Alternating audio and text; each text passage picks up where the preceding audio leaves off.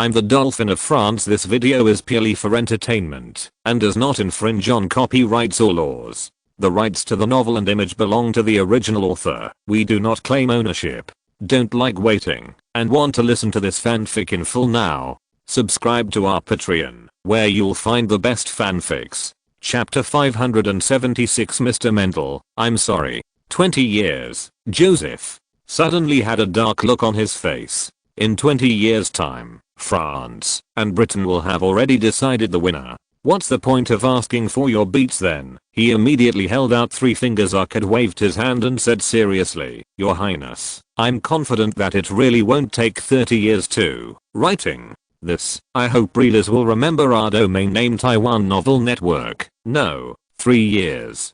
Joseph stared at him and said, I will give you 3 years and all the support you need to give me new beat varieties. This. Arkad looked embarrassed. Your Highness, maybe you are not familiar with breeding technology. This requires a lot of attempts and takes a very long time. Even if you give me 50 acres of experimental land, and with ample funding, 3 years is definitely not enough, he said, looking at the biology master Brisson on the side, as if asking for help. The latter nodded, coughed slightly and said, Your Highness, even if Mr. Arkad is very lucky and high-yielding sugar beet seedlings appear in the first year, at least 8 to 10 generations of breeding will be needed to fix their excellent properties, or even more. During this period, traits may be lost, and you have to start all over again. So, I think 20 years is indeed a more reasonable number. Wait a minute. Joseph was a little surprised when he heard this. You mean, it takes 10 generations of breeding to fix the trays? Indeed, Your Highness. No, you group seedlings with different trays, and after crossing, record the genetic characteristics of the father and mother. Estimate the group of genetic factors that the offspring may obtain, then cultivate them separately, observe the trays, and continue crossbreeding. Even if recessiveness is considered genes, at most 2 or 3 generations will tell whether the required genetic characteristics have been obtained. As Joseph spoke, he felt that the expressions of the biologists in front of him were wrong, as if they had just been hit on the head by a stone. His heart tightened.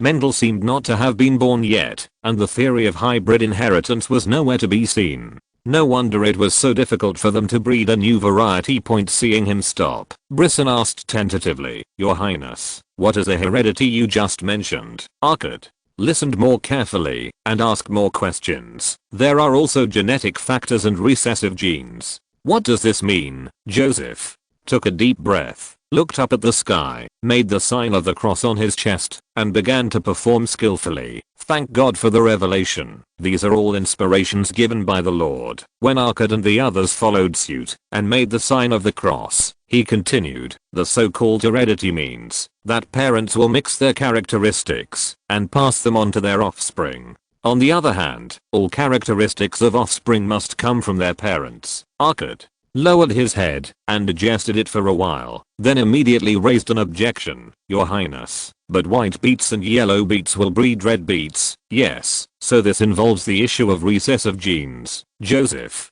simply picked up a pen and paper, asked the 3 biologists to sit around him, began to recall the middle school biology course, and secretly apologized to Mr. Mendel in his heart. This represents genetic factors, which should actually be called chromosomes. However, that one is more troublesome to talk about, so let's just talk about genetic factors. The genetic factors of all organisms come from half of each parent, and any traits displayed by organisms are determined by genetic factors, and some genetic traits contradict each other. For example, he pointed to Emin, who was standing beside him. Whether a person has double eyelids or single eyelids, he cannot have both single eyelids and double eyelids. When his parents each give him half of the single eyelid factor, he will definitely have single eyelids. Otherwise, he will have double eyelids. But if one parent gives him half an odd number and the other half gives him a double pair, it depends on which gene is dominant and which is recessive. Let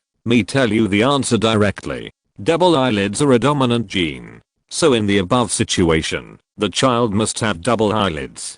Because the dominant gene shows a special gene, the recessive gene does not. He looked around at the few people who had confused and suspicious faces, and he patiently introduced the basic concepts of biological inheritance, until it got dark, and finally talked about the issue of dominant and recessive genes. The youngest Arkad has a relatively strong ability to accept new things. He suddenly clapped his hands and said excitedly, "I understand, Your Highness. So the red color is a recessive gene in beet, and will be masked by the white or yellow gene. If white and yellow beets carry half of the red gene, and the red gene happens to be passed on to the offspring during crossbreeding, then red beets will grow. And this also explains why the probability of red beets appearing is the lowest. You understand that exactly." At this time, both Brisson and Bosque restrained their doubtful thoughts. They used His Royal Highness the Crown Prince's theory in their minds to solve the problems they had encountered before, and found that many of them had been explained. It is very possible that these genes and hidden knowledge are not the imagination of His Royal Highness the Crown Prince. Arkad continued to draw inferences. So, when I need the yellow tray, I can't just cross two yellow beets, because they may carry recessive genes. According to probability, I have to group the offspring into. Wait, I need to calculate. He picked up a pen and paper and began to write and draw, muttering, "No wonder it was so difficult to fix the trays before. It turns out that there are recessive genes mixed in." He quickly calculated the result, looked up at Joseph, his eyes full of excitement "Your Highness, with your theoretical assistance, perhaps within 3 years, we can really breed a beet variety with a sugar content of 12%. Joseph nodded with relief. "It's too late. Let's go to dinner first. Tomorrow I will tell you about the law of separation and the law of free combination, which may be more helpful for you to breed new varieties." A week later, after a full day of genetics study, Arkad left the Tuileries Palace tired and excited. What also excited him was that in the morning, Dean Leroy came to inform him personally that according to the re-evaluation of the talent committee, he would be formally invited, and his talent level was D. Among the introduced talents who have never made any academic contributions, D is basically the highest level. Just as he was about to board the carriage assigned to him by the talent committee, he saw his fellow villager August G.K. Batch waving and jogging towards him. "Why, are you here?" He simply bowed and greeted. "Would you like to take my car back?" Batch hesitated for a long time, and finally said with a bitter face, "I think you should change hotels." "What happened?" "Actually, Miss Marian's brother left an invitation for you at the hotel. His sister is getting engaged next week." Chapter 577. Yesterday you ignored me. Today I will make you out of reach. "No, Marian will not leave me." Arkad ignored Batch's dissuasion and rushed back to the Old Eden Hotel like crazy, only to find that Mr. Schumann, Marian's brother, had left.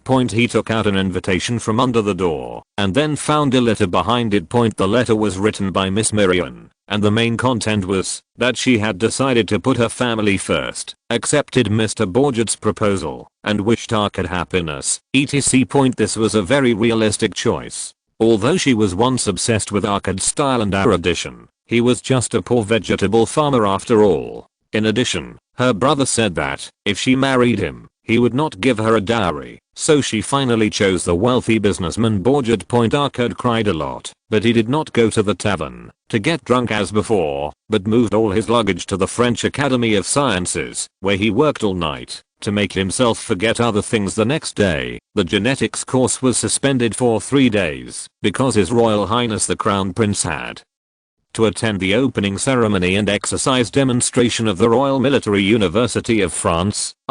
It's not easy to find you. Batchy pushed open the door of Arkad's temporary workshop in the Academy of Sciences and gestured to the servant behind him. "He is here indeed." The latter stepped forward to salute Arkad and respectfully handed over an invitation letter. "Dear Dr. Arkad, on behalf of my master, Viscount Edgar Paul de Dico, I invite you to attend the ball held at the Palace of Versailles tomorrow night." Arkad kept looking up to observe the pollen. "Thank you, Viscount, but please allow me to refuse." Batchy hurriedly whispered in his ear, "This is a rare opportunity, and many great scholars will participate, such as Mr. Brisson, Count Lamarck, Mr. Leroy, and, you forgot what Mr. Magrath said, socializing is also an important part of research. Go, I beg you." He was really worried about his friend's mental state, so he tried his best to encourage Arkad to go to the ball. To change his mood. Finally, Arkad agreed after much persuasion. The next evening, Arkad's carriage stopped in front of the Palace of Versailles. Bachi was still stroking the exquisite gem carriage and said in disbelief, "Is this really your car?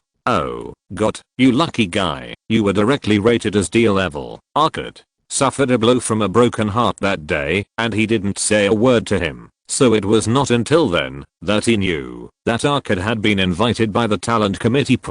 And he himself was only an E-level talent, and the ordinary carriage he was assigned was far less comfortable and luxurious than this gem. Arkad was dragged into the ballroom by his fellow villagers in a daze, and when he looked up, he was shocked by the luxurious atmosphere here. Soon, music sounded everywhere, and Arkad was listlessly socializing with the guests, and suddenly saw Brisson coming over with a nobleman in his 40s, who was dressed in luxurious clothes. "Viscount Dicko, this is Dr. Achard, the best vegetable expert in Germany." Viscount Dicko immediately stepped forward, smiled at Achard, and introduced himself enthusiastically.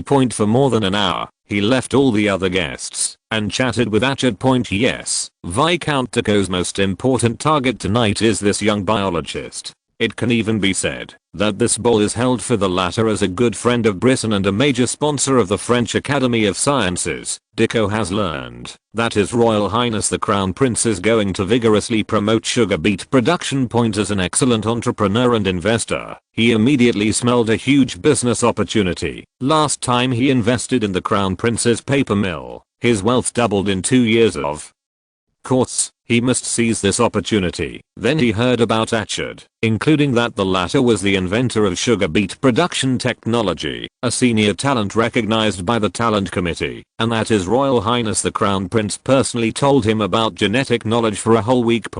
Although he didn't know what heredity was, it was obvious that His Highness valued Arkad. "Haha, you and I really hit it off right away." Viscount Dicko put his hand on Arkad's back intimately and raised his glass, saying, "Cheers to our friendship." At this moment, a girl of 17 or 18 years old, with a beautiful face and wearing a popular light purple dress of the season, came over, took Viscount Dicko's arm, and said in a soft voice, "Father, why don't you go dancing? Everyone is looking for you." Dicko immediately smiled and introduced Arkad. "Franz, this is my daughter Ariel. Ariel, this is Dr. Arkad." At 1 o'clock in the morning, when the ball ended, Ariel sent Arkad to the carriage, gave him a sweet smile, and bowed to him to say goodbye. Half a month later, Miss Marion Schumann took her fiancé, a plain-looking paper merchant, and happily told her brother about the small villa they would use for their wedding. She was now very glad that she had not been blinded by love and chose the poor biologist, who could not afford such a beautiful house. The housekeeper knocked on the door and came in, handing Borget an invitation. "Master, this is from your house. It seems that Miss Ariel, the third daughter of Viscount Dick, is getting engaged next week, and you are invited to go." Viscount Dicko? The latter took the invitation and looked at his brother-in-law proudly. "Then you have to prepare a generous gift." Viscount Dicko is a famous paper industry tycoon, a top factory owner, and a wealthy man. Burge made a fortune by shipping the products of his paper mill to Italy. He was naturally very proud to be invited by him this time. "I wonder which lucky gentleman has won the favor of Miss Ariel." He opened the invitation and looked at his fiancé, smiling. "Franz Achard? It turns out that he has the same name as the Bavarian who entangled you before. Haha ha." Schumann on the opposite side was stunned, snatched the invitation, and glanced at it, and suddenly had an ominous premonition in his heart. He found an excuse to go out, mumbling, "No, it must not be that guy." In the next few days, the Schumann family seemed to be shrouded in a thick haze. Marion Schumann got off the carriage and looked at the luxurious Grand Scholars Palace villa in front of her. She felt that it was comparable to the top villa in Garden of Stars. Compared with this place, her fiancé's small house was no different from a pigsty. She was screaming and roaring in her heart. She had the opportunity to live here, but it was ruined by her stupid brother. It is said that Arkad was rated as a D-level talent by the talent committee, and the government subsidy alone is as high as 7,000 francs per year. Chapter 578. All accounts that need to be settled must be settled clearly. You know, Arcad can still receive a good salary for doing research at the French Academy of Sciences. If he comes up with results, he can get a huge sum of money according to patent law. At the same time, the talent committee will also match him with a housekeeper and a maid. He does not have to pay for these servants, even if you calculate it with your eyes closed. Arcad's income is much higher than that of her fiancé. His business only earns 4 to 5,000 francs a year. More importantly, Arcad's income is very stable, there is no business competition, there is no hot or cold market, and he has a very high social status, and he can often visit the Palace of Versailles. Marion Schumann took a deep breath, mustered up her courage, and walked to Arcad's villa. Just as she was about to knock on the door, she heard a soft voice from behind. "Are you looking for Mr. Arcad?" She turned around and saw a very beautiful and dignified girl standing not far away, looking at her with a smile. I am Mr. Arcad's fiancé. You can just call me Ariel." Marion was stunned. She originally wanted to use Arcad's old relationship to try to restore the relationship between the two, but she didn't expect to be caught by the rightful owner. She listened to Ariel's pure language of the palace nobles, and then saw her charming eyes and expensive silk dress. She immediately lowered her head with a pale face, turned around and ran away. She knew that she had no chance of winning against her. Every extra second of delay will only make yourself more embarrassed. The door opened, and it was Arcad's old servant who heard his mistress's voice and hurried out to greet her. Ariel pointed to Marion's back and asked him, "Mr. Yassin, do you know this lady?" "Oh, it seems to be Miss Schumann." Ariel tilted her head slightly and showed a decent smile. "Why did she leave suddenly? I should have invited her to come in and sit down." On the other hand, Arcad received 50 acres of experimental fields allocated by the Academy of Sciences in the eastern suburbs of Paris, as well as 120,000 francs in scientific research funding. To be honest, agricultural research really doesn't cost that much. The Crown Prince wanted him to take advantage of this opportunity to cultivate sugar beets and build an agricultural breeding laboratory. Before the end of the year, scholars from the Academy of Sciences responsible for cultivating new varieties of wheat, corn, and potatoes will also gradually settle in this laboratory. Arcad would impart his knowledge of genetics to them, thereby dramatically increasing the rate at which French agricultural products could be improved. Later, the French Agricultural University will be established based here. At the same time, Minister of Agriculture Vergniaud also rushed to northern France according to the instructions of His Royal Highness the Crown Prince, and began to promote sugar beet cultivation to farmers there.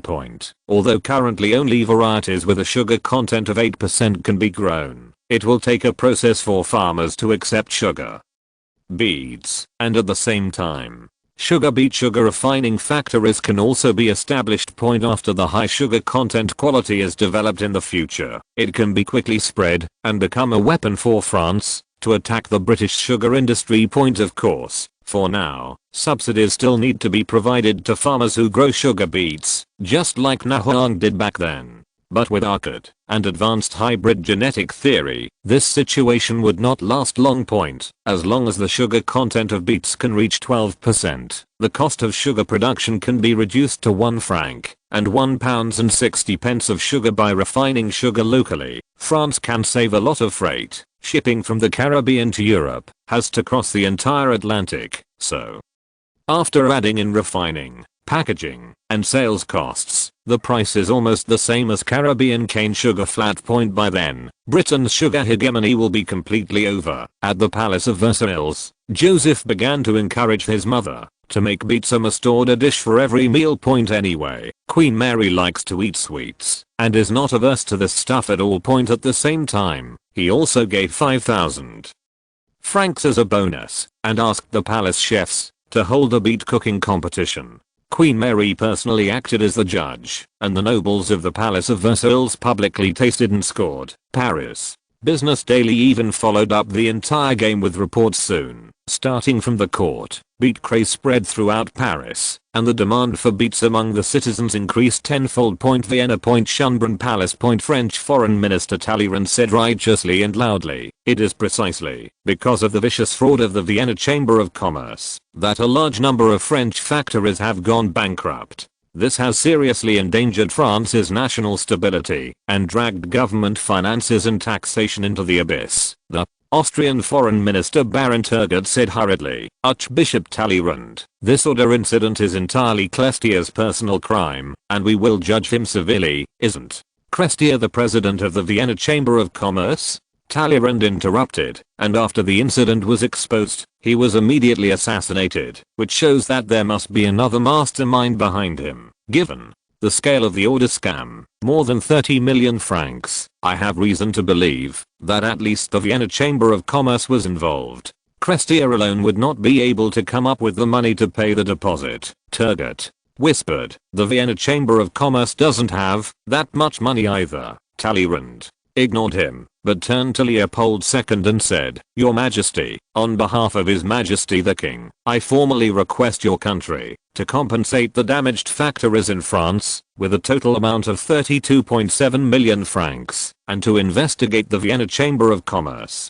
Punish criminals severely." Leopold II cursed Crystal and the Dutch thousands of times in his heart. More than 30 million francs, or 13 million florins just sell Vienna, but he knew he was in the wrong, so he could only try to appease the anger of the French. "Archbishop Talleyrand, I can guarantee that all those involved in the case will be tried. But you know that the Austrian government is not aware of France's losses, and it doesn't have that much money." Talleyrand knew that Austria could not pay so much, and he was just asking for a sky-high price. After that, there was a tug-of-war that lasted for several hours. Talleyrand was still in high spirits until dusk. "Your Majesty the King is in the Franco-Austrian alliance and has made great concessions. At the very least, your country should allow the goods produced by this order to be sold in Austria, and the tariffs on the corresponding goods should be reduced by 80%. Turgot immediately shook his head. "This will cause the collapse of our tariff system. Then sell it in the southern Netherlands and Tuscany and match the tariffs. Oh God, those two small places can't stand this." Leopold II rubbed his forehead and said tiredly, "The tariffs in the southern Netherlands will be reduced by 30%, and those in Tuscany will be reduced by 18%. This is the limit I can do. As compensation, I can tell you an important piece of information. The tariff reduction is too small." Talleyrand immediately said dissatisfiedly, "And these two places must accept francs for trade in the future." Chapter 579. Save me the trouble. The setting sun had completely dropped below the horizon point in Schönbrunn Palace. Talleyrand looked indignant on the surface, but in fact he was secretly proud, and left the Grand Gallery Hall with Leopold II to have dinner together. Before he came to Vienna, His Royal Highness the Crown Prince gave him instructions to use the order scam to propose to Austria the use of francs to settle part of the trade in the southern Netherlands as compensation. But by virtue of his eloquence, he not only brought the franc settlement rights of the southern Netherlands, but also brought Tuscany to accept the franc settlement. The Grand Duke of Tuscany was the son of Leopold II.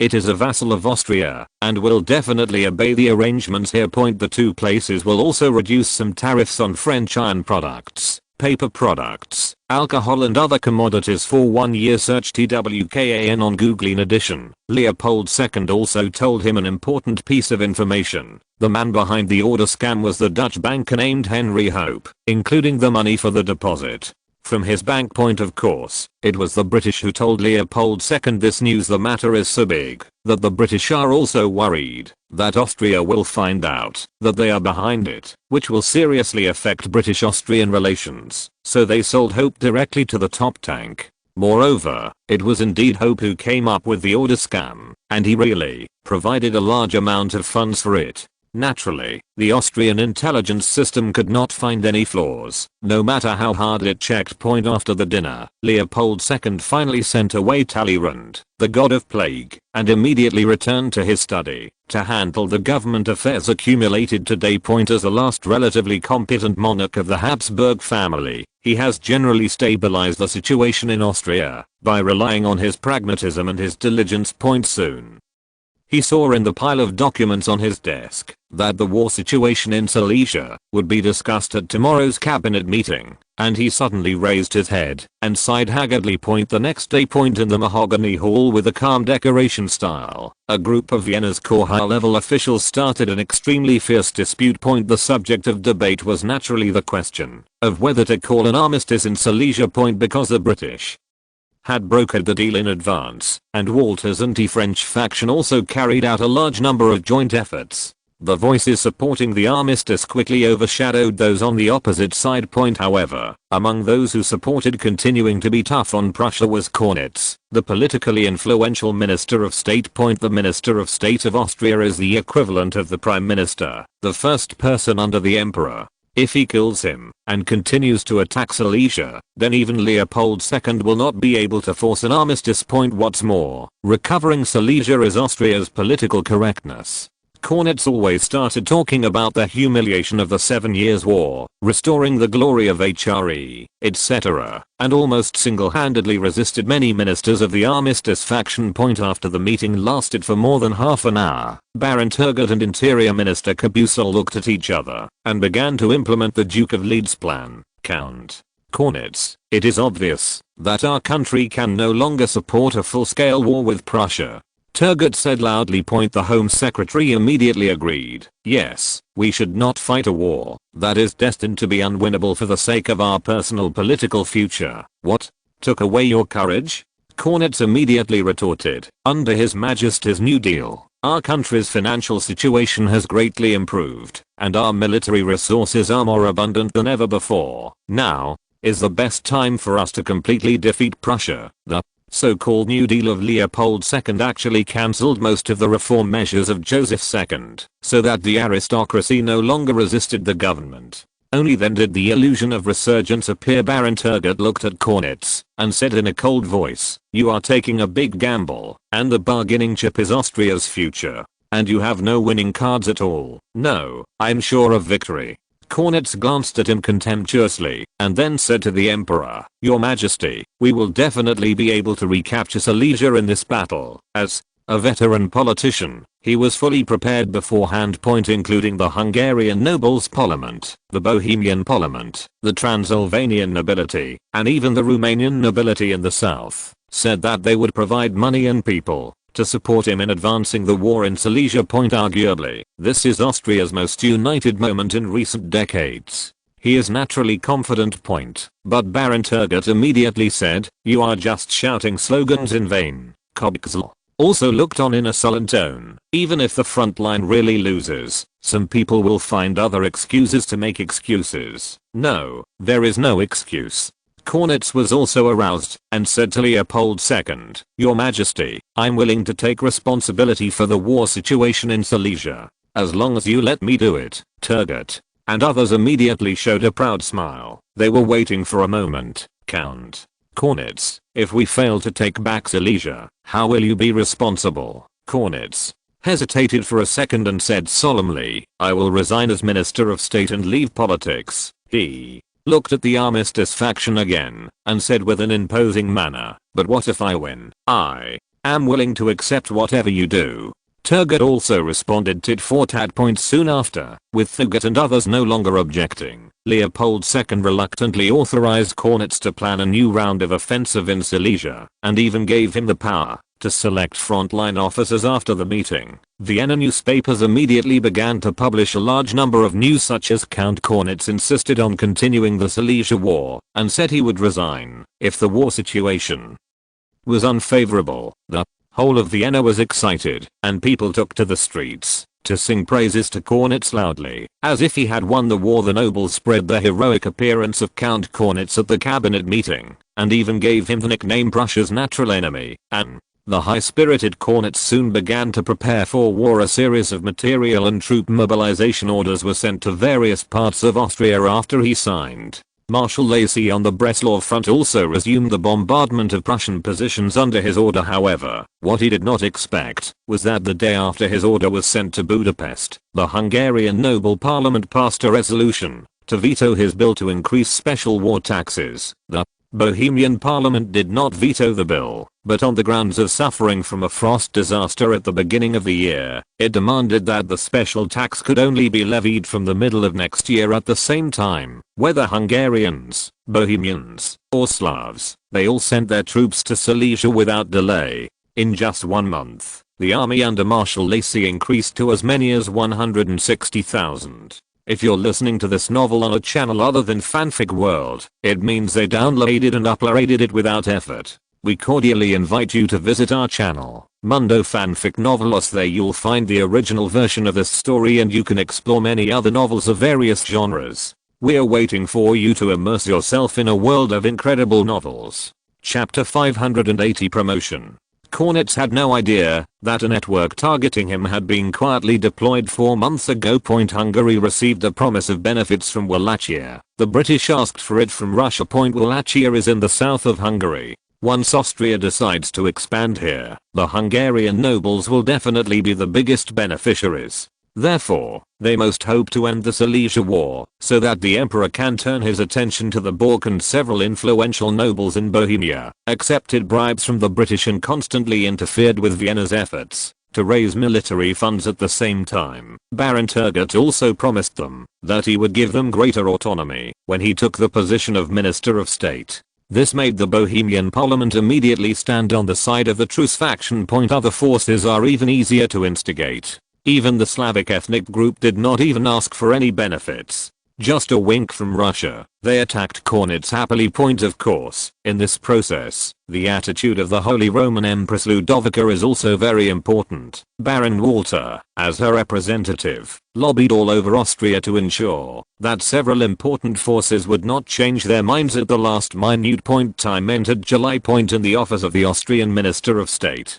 Cornets looked at the documents about war preparations in front of him with a sullen face, and his hands trembled slightly with anger. The troops on the front line gathered more and more, but almost all places did not come up with the funds he needed. Not to mention that there is still a gap of nearly 70% in war preparations. At the current rate of military expenditure, the situation of not being able to pay military salaries will appear in at most 3 months. France. Paris. On the Seine River pier, workers were busy moving boxes of fashion and synthetic board furniture onto the ship. These ships belong to the Blue Sky Caravan of the French trade union. They will take advantage of the reduction of tariffs in the Duchy of Tuscany to transport as many goods as possible there for sale. As for the source of goods, it is naturally produced in the previous order scam. Since the factory lost orders and received part of the deposit, as well as the government compensation later, they all held the attitude of selling as much as possible to make back their investment, and kept the price very low. After receiving the negotiation results sent back by Talleyrand, Joseph ordered the French trade union to start selling the backlog of products in factories in various places to the southern Netherlands and Tuscany. Of course, many were also shipped to the German countries. After all, the markets in the first 2 places were too small to digest more than 10 million francs of goods at this time. The government showed the advantage of having a large-scale caravan. After the order was issued, the purchase work in various places was fully launched in less than half a month, and the trade union could also negotiate with the industry in the name of the trade union,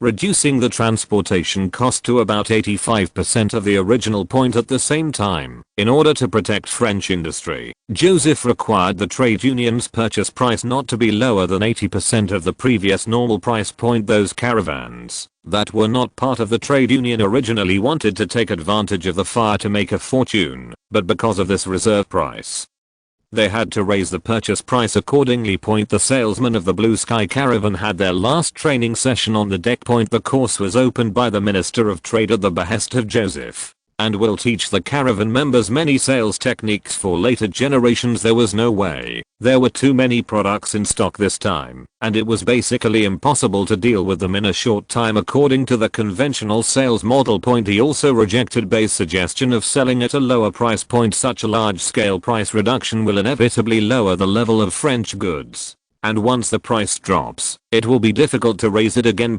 So, Joseph can only think of a way to sell on the big tortoise. The caravan people were shouting loudly, "Today we are not selling it for 99 florins, not 9 florins, only 9 crozet. Take this Nancy refined high carbon pure industrial axe home, 9 crozet. You won't lose out, you won't be fooled. It's real value for money. Today, I, Paul, am giving benefits to my family here. Usually this dress designed by a top Paris fashion designer. Look at the materials, style, and craftsmanship. It would cost at least 100 florins. Today we are not selling it for 100 florins, only 90. 10% off. Not only 10% off. If you buy a dress, I will also give you a sterling silver collar button. Look at the craftsmanship. Usually, this collar button costs 15 florins. You say I'm not sincere enough. Well, I'll go all out and buy a skirt and add a belt. Look at the level of embroidery. It can be sold for 15 florins in Paris. It's equivalent to buying this skirt for 60 florins. Today's welfare products are only 50 pieces. I will leave after they are sold out. There will be no more. If you want to buy such good things at this price again, you have to wait until next year. Oh, family members who bought things, remember to go to the lottery. The first prize is the most popular synthetic board wardrobe. The salesmen of the caravan are very serious and have practiced a set of rhetoric. They have tried it in France. This set of shouting can even increase sales tenfold. People are like hearing a spell and rushing to buy like crazy. In a carriage heading to the eastern suburbs of Paris, Trade Minister Bailey is reporting to the Crown Prince on the preparations for this trade alliance. At present, we have purchased nearly 5 million francs of goods, which are expected to be shipped to various places in 10 to 15 days. The training of caravan sales has also been completed, and I expect that all of them will be sold out within 2.5 months. As for the next batch of goods, I suggest that they be sold in the spring of next year. Joseph frowned slightly. Why wait so long, Your Highness? These goods are extra on the basis of normal trade. Bay explained. That is to say, most people have bought what they need.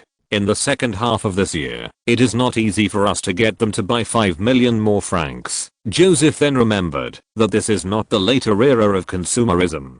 People's purchasing power is not strong. When they buy something, they are prepared to use it for a lifetime, and basically they only buy necessities. It is indeed difficult to sell tens of millions of francs of goods. How to stimulate foreign trade consumption? He suddenly remembered a sentence that the boss of Partier, who worked with his mentor before, once said. If the customer has no demand, then we will help them create demand. The boss then went to France to promote energy conservation and environmental protection, and eventually successfully sold thousands of wind turbines in several provinces. Joseph looked at Bay and asked, when do people usually spend the most money? The Minister of Trade was stunned and thought, sick. Married, that's right.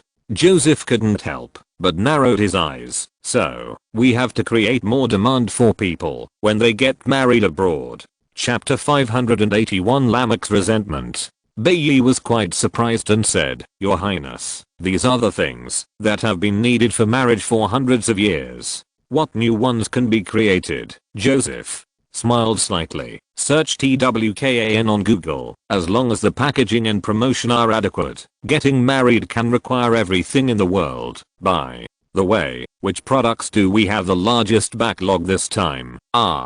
Bay said with a pointed finger. Textiles, iron products, furniture, wine, paper products, and carriages. Joseph frowned when he heard this. This damn hope had almost all the products that France could produce. He thought for a while and said, the textiles, iron products and furniture here are the least suitable for long-term storage. Then we will start from here. For example, we can vigorously promote the 3 major things needed to get married now, to ensure a happy married life. 3 big items. Yes, that is, a set of French fashion, a set of composite furniture, and a set of iron French cooking utensils. We need to start from the female perspective and let them establish the concept that it is embarrassing to not have these 3 important things in marriage. Joseph began to play a guest role as an unscrupulous businessman in later generations. Several channels for publicity. The first is folk rumors. They spread the rumors that this is the latest fashion trend for French people to get married, and French women will never enter a church without 3 important items.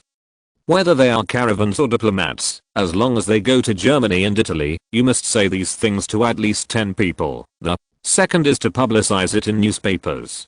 Hire some well-known reporters and ask them to write articles on the latest scientific research.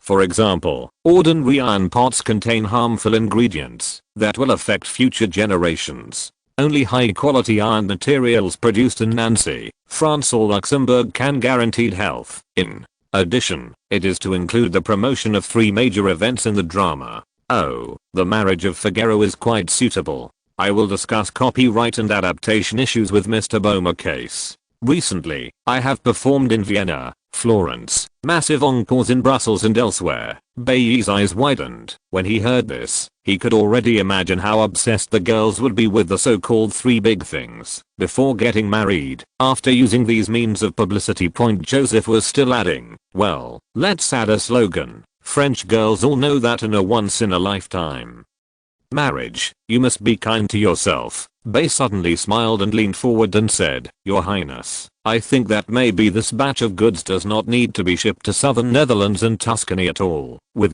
your help, French newlyweds will be able to snap them up. What are you talking about?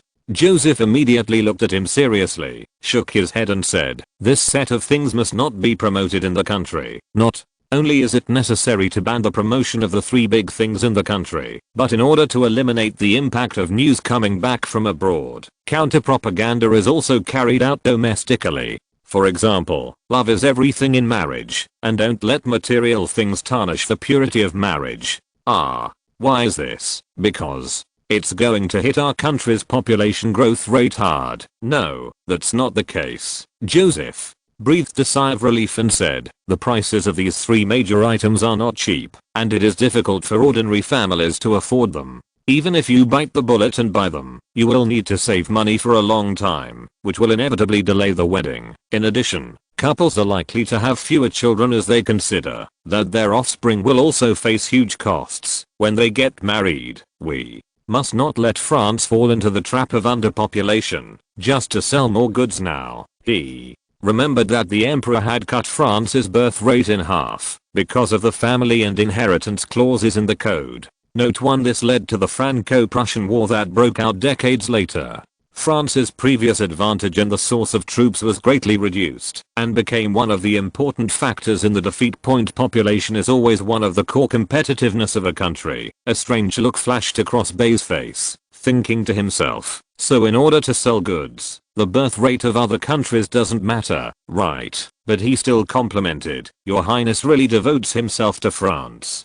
May God bless you. While the two were talking, the carriage slowly stopped. Eamon opened the car door, and Joseph immediately saw endless green in front of him, all of which were neatly planted beets. He secretly sighed that France was indeed the most suitable place in the world to grow sugar beets. It had only been more than a month since the establishment of this breeding laboratory, and the sugar beets planted were already growing so lushly.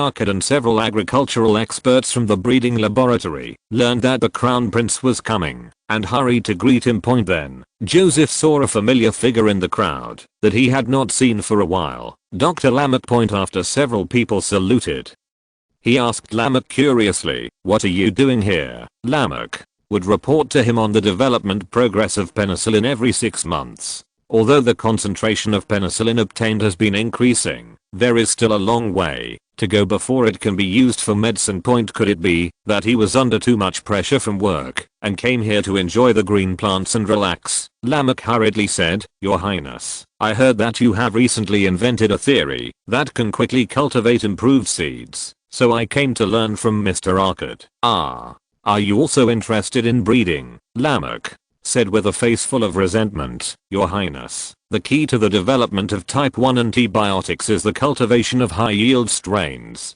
And the cultivation of strains and breeding have a lot in common. If your theory of genetic factors could be created 2 years earlier, my progress would definitely be much faster than it is now. Type 1 antibiotics is the secret research and development code of penicillin. Joseph was stunned immediately. Yes, he really ignored the role of genetic knowledge in the cultivation of penicillium, and now he has lost a lot. He changed the subject somewhat awkwardly, looking at the green ocean in front of him, and said to Arkad, "How is your progress? With God's blessing, everything goes well, Your Highness." Arkad said excitedly, "I have conducted hundreds of batches of hybridization experiments with my assistants during this period. Combined with the accumulation in Bavaria before, I believe that a new variety with a higher sugar content will be obtained next summer. Oh, and beet seeds. Now more than 10 hectares of high sugar beets have been planted, and they will mature in September, enough to provide seeds for farmers who are willing to grow beets." The high sugar beets he mentioned are the varieties with a sugar content of 8% that he had cultivated before. After several months of unremitting promotion by Reincarnated, many farmers in central and northern France expressed their willingness to plant them. However, only a small sugar refinery was built this year, and most of the harvested beets can only be eaten as vegetables. It will not be until next autumn that the scale of sugar production can reach the level of 5,000 tons per month. Note 1. The Napoleonic Code stipulates that non-eldest sons have the same inheritance rights as eldest sons, and even illegitimate children can inherit part of the property. In order to avoid the already limited land being cut into pieces, many French families decided to have only one child. Chapter 580 to Caribbean Strategy. The group walked along the edge of the beet test field, and Joseph continued, "So, can we ensure that there is enough beet for the sugar refinery before October next year?" Achard knew the French sugar industry plan, and nodded confidently, "Yes, Your Highness. The church people are already learning seeding technology from me. As long as there are enough farmers to plant, 5,000 tons of sugar per month is just the minimum." Joseph nodded slightly when he heard this. In this way, his sugar strategy can be implemented. This time, the British must be beaten to the bone. He then visited the hybrid experimental field of wheat and corn, and returned to the Palace of Versailles. He plans to leave for Brittany tomorrow to promote the steam engine on board. He may have to stay there for a while, so he has to have dinner with his parents today to save his mother from nagging him again. It happened that Talleyrand was here too, so he could tell him about the arrangements in the Caribbean. An hour later, the foreign minister appeared in the reception room of the prince. He came on his own initiative. Talleyrand hurriedly saluted, took out a report and said, "Your Highness, I was just about to go to the Tuileries Palace to find you. This is an urgent report sent by Marquis Vida de la Beatriz of St. Domingo a month and a half ago. The book rioters are killing plantation owners in the north of the island, and the scale has reached thousands. And Vincent Auger called on people who sympathize with black slaves import AU prints to put pressure on the parliament to hinder the suppression of the rioters." Joseph took the report and listened to Talleyrand's detailed account, and finally understood the situation on St. Domingo Island. At present, the biggest trouble is a black slave uprising army called Booker Movement. These black slaves believe in voodoo and are extremely hostile to white people. Even their flag is painted with the body of a white baby. Wherever the Booker Movement goes, they will kill all white people and usually torture them. Even those who support abolition will not be spared. Of course, their hatred had a reason. The way they tortured white people was the same way the plantation owners had tortured black slaves at the same time. Although Vincent Auger, who led the abolition movement on the island, opposed the Booker Movement. After all, the latter did not even let him go, but he sympathized with the blacks in the rebels, so he often used his political influence to help them. This led to the governor of St. Domingue repeatedly encircling and suppressing the Booker Movement, but always returned in vain. The scale of the black slave riots was larger than ever before. Hundreds of plantation owners and their families in the north of the island had been killed, causing great panic. Talleyrand said anxiously, "Your Highness, given the current situation in St. Domingue, I suggest that an expeditionary force be sent immediately to quell the rebellion." No wonder he was so anxious. Saint-Domingue was too important to France. This small island was exchanged by France for millions of square kilometers of land in Canada. The annual trade income was as high as 40 million francs, and it also supported the sugar supply of the whole of France and part of Germany. If the riot on the island is not quelled as soon as possible, France will not only lose tens of millions of dollars in revenue, but will also have to hold its nose and eat the high-priced sugar from the British from then on. By then, the British will definitely dare to sell sugar at 10 francs per pound. Joseph shook his head slightly. He roughly remembered that this riot should be the fuse of the event known as the Haitian Revolution in history. Just a few months later, Auger will personally lead the riot and eventually lead to the real monster Toussaint Louverture. Louverture was born a black slave, but he was very good at fighting. After the riot in Saint-Domingue, he led an insurgent army composed mainly of black slaves and some mixed-race people to defeat the French army on the island. Later, he successively defeated the Spanish army that tried to take advantage of the chaos to get involved in Saint-Domingue, as well as the British army with the same purpose. In the end, Napoleon sent Charles Leclerc to lead 30,000 French troops to land in Saint-Domingue to quell the rebellion. After a series of hard battles that still failed to win, Leclerc could only use a false peace talk to Louverture and capture him. However, Louverture's successor quickly defeated Leclerc's troops, and the French army suffered as many as 30,000 casualties. In the end. Therefore, military suppression is definitely the worst option to deal with the uprising on the island. Because the distance is too far, the cost of deploying troops is extremely high. Even if it can be won, the cost of war is a disaster for the French finances. If it were in the past, Joseph might have adopted a strategy of dividing blacks and mixed-race people. At the same time, he gave freedom to black slaves and divided the blacks internally, and let the Catholic Church invest in the holy war against voodoo. This should take a year or two to quell the uprising. However, now that he has Achard's beats, the strategies he can choose are completely different. First, France can be self-sufficient in its own sugar, which gives it confidence. Secondly, France's sugarcane plantations in the Caribbean earn less than 40 million francs a year, while Britain makes as much as 140 million, and if Britain lost Trinidad in the West Indies, there would be no other place to get sugar. Given the exaggerated sugar consumption in Britain, the unsatisfied people could even bring down the government. Joseph looked at Talleyrand and said, "I don't want to send troops to Saint-Domingue, but I hope you can go there."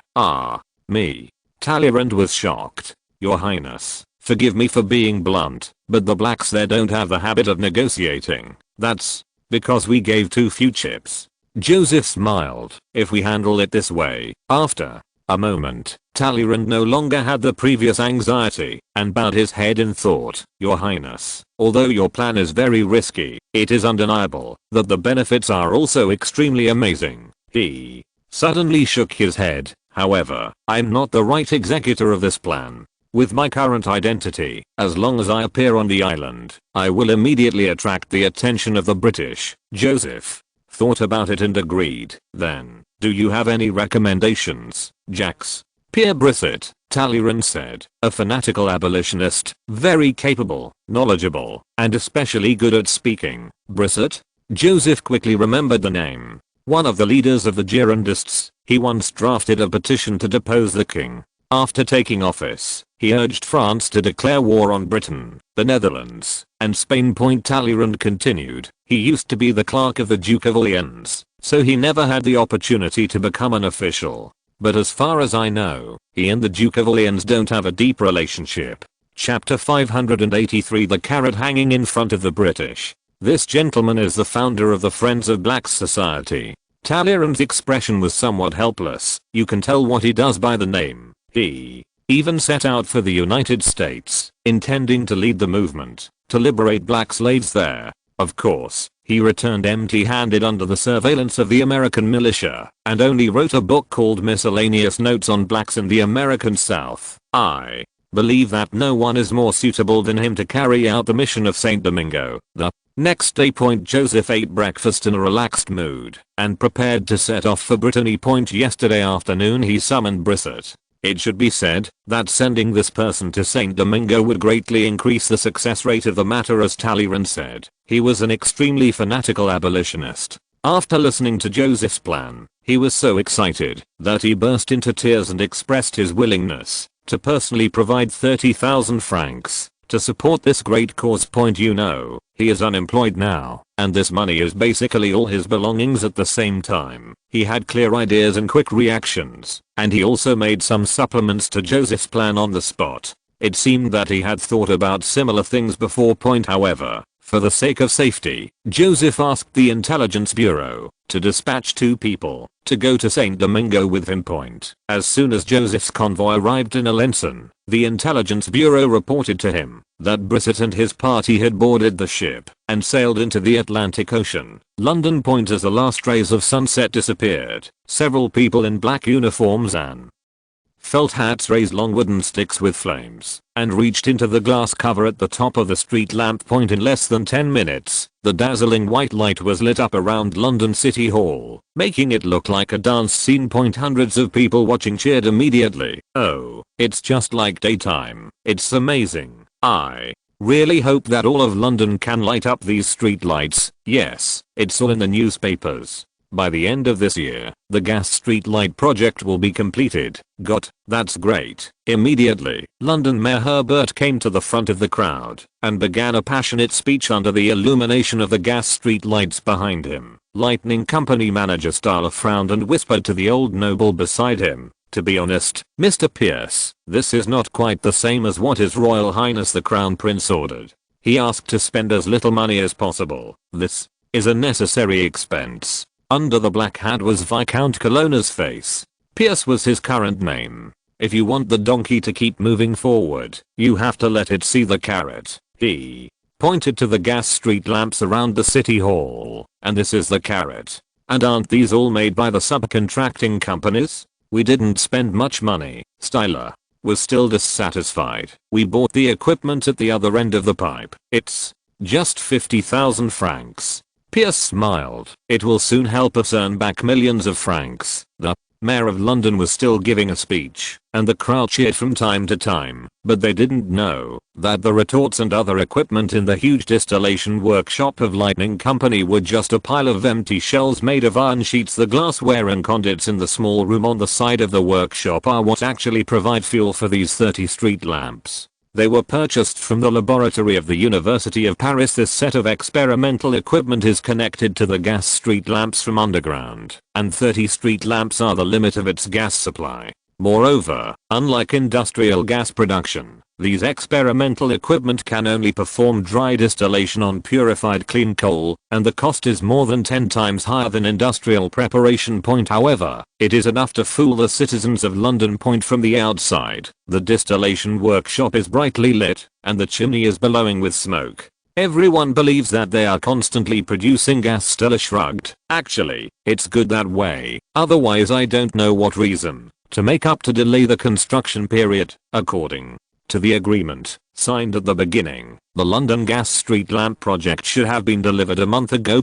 However, from the Parliament to the London City Hall, everyone accepted it with a pinch of their noses. Lightning Company has been unlucky since the first day of construction, and the construction period has been postponed to December this year. Of course, Lightning Company will also pay a high penalty for this, deducted from the project payment after the project is completed.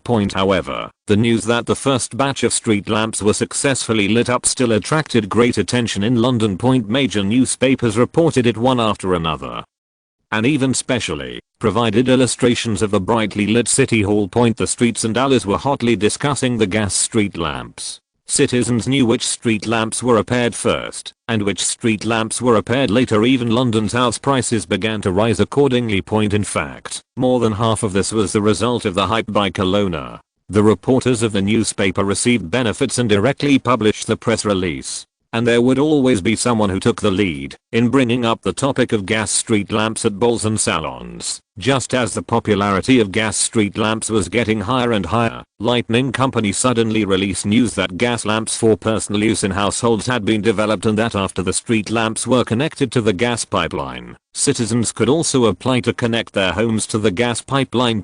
Jim Hayman had just returned home and had not had time to hang his coat on the hanger when his wife came to greet him excitedly and stuffed a piece of paper into his hand. "Honey, this is such a great deal. Check it out." "What is this?" Haman looked down and realized it was a copy of GG from Lightning Company. He couldn't help frowning and looking at his wife. "Did you buy a newspaper?" "It's free," the woman said proudly. Paper in this era was not cheap, and no one ever sent out leaflets. Lightning Company is setting a precedent. Haman looked at the contents of the flyer in surprise. He saw that it first introduced the advantages of gas lights, and then mentioned that after the gas is connected to the home, it can not only light the lights, but also cook, boil bath water, and heat. It is simply don't be too happy. He suddenly became interested. This is so convenient. How much does it cost? The wife immediately turned over the flyer. "Look, here it is. Lightning Company said that there is a discount now. If you buy a gas lamp, you can connect the gas pipeline to your home for free, and the gas stove can also be used in the future. Buy a gas lamp." Haman looked at the price list carefully, and his eyelids jumped suddenly. A gas lamp is £8. His monthly salary was only £2.05. This lamp requires the whole family to save for 3.5 months without eating or drinking. No, it's too expensive. The wife immediately complained loudly. "I heard from Mr. Brooke that it may cost £10 to install a gas pipe in the future. If we miss this opportunity, we may not be able to use gas lights for the rest of our lives." Chapter 584. Routine after routine. Haman hesitated. He works so hard to give his family a better life, and gaslighting obviously improves the quality of life significantly. He looked at his wife. "How much savings do we have?" "Taiwan Novel Network, £11. The woman said hopefully. "That's enough." Haman showed a handsome smile. "Okay, let's buy a gas lamp." The most attractive moment for a man is when he says buy. His wife happily stood on tiptoes and kissed him hard on the face, and then hesitantly said, "Jim, you said this is not a scam, right?" "No." Wonder she was worried.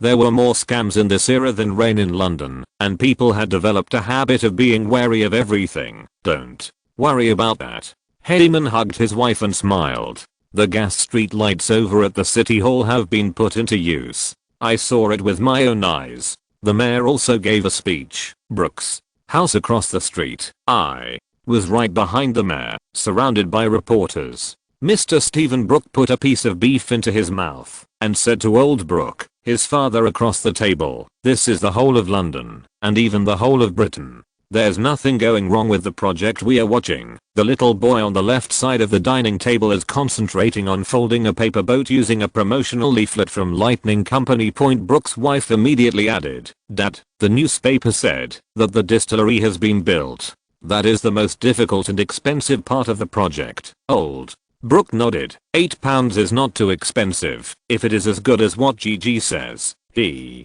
immediately looked at his son, who was a minor official in the city hall. "One thing concerns me very much. Why does the Lightning Company install gas pipes for free? They can definitely earn the £10. Brooke laughed. "Because their project is overdue. In this unfortunate company, first the chief technician ran away to the United States due to debt. Then the corpse was dug up on the construction site, and he was involved in a murder case. In May their coal warehouse was set on fire again by a crazy woman, so they failed to deliver the work on time and now face hefty fines. In order to appease shareholders who are not making money, companies have to find other ways, such as selling gas lights, and they have to sell a lot of them to make their financial statements look better. And if you want to achieve high sales, you can only increase the discount rate." He naturally heard this statement from his colleagues in the city hall, and the copy was written by Mesmer in order to deceive everyone in London. Mesmer and Carlona had already considered all the doubtful points and patched all the loopholes that needed to be plugged.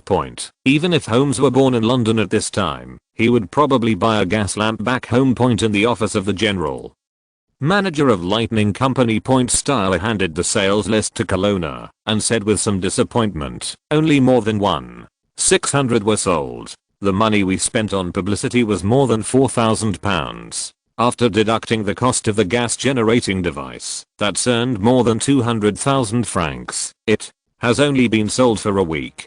Colonna said with a relaxed look on his face. If you want to sell faster, increase the price of the gas lamp to £8 10 shillings. Then let it out, and say next month it will still rise. He waved his hand as he spoke, and the main way we make money is never from selling these gas lamps. Styler was surprised. Are there other ways to make money? That's right, Mr. General Manager. At this moment, Mesmer, it should be Baron Kevin Watson, should be doing a big deal. A high-end cocktail party was being held in a classical-style villa on Kensington Street. The attendees were all celebrities or wealthy businessmen, and in the west corner of the reception, Baron Watson was obviously tipsy. At this time, he was completely different from the upstart image he had been in Austria. The whole person is calm and capable, and his manners are elegant and decent. With the beard and glasses, no one will recognize him, even if he returns to Vienna. Baron Watson, please tell me some news.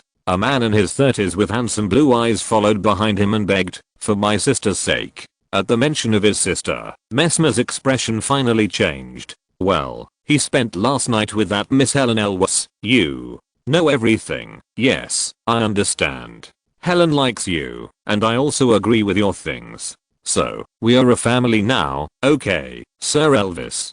Mesmer showed a helpless look. You must not tell anyone else. Don't worry, my mouth is as strict as the cork on a wine bottle. Mesmer put down his glass, glanced around cautiously, motioned for him to come closer, and whispered, Lightning Company will issue a high-interest bond through the Commercial Credit Bank, with interest rates as high as 35%. The income is so high. Elvis was surprised. Yes, Mesmer said with a matter-of-fact expression. You may not know that Lightning Company will be awarded gas street lighting projects in Birmingham, Manchester, Liverpool and other cities due to its excellent performance in the London gas street lighting project. Oh, according to reliable information, even the gas street lights in Lille, France will be built by them. Really? Elvis widened his eyes. So many cities need to install gas street lamps. Yes, our Prime Minister doesn't want to be outdone by the French.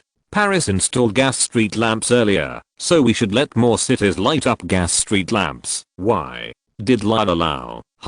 As long as you take care of the greedy officials, nothing will be surprising. Mesmer said, but starting so many projects one after another requires a lot of financial support. And Lightning Company is unwilling to share projects with other companies, so it can only choose to issue bonds. Elvis, thinking of the hot gas lamp sales in London in recent days, he had no doubt about the strength of Lightning Company and nodded immediately. I have some money on hand, maybe I can invest some. Mesmer waved his hand. You can't buy it yourself. Such a high return is only sold internally. Elvis was anxious to hold him and said, you must help me. Mesmer was entangled by him and finally sighed. Okay, who makes us a family? If there is a chance, I will introduce you to Mr. Goldmid. The Commercial Credit Bank is Goldmid's industry in the UK.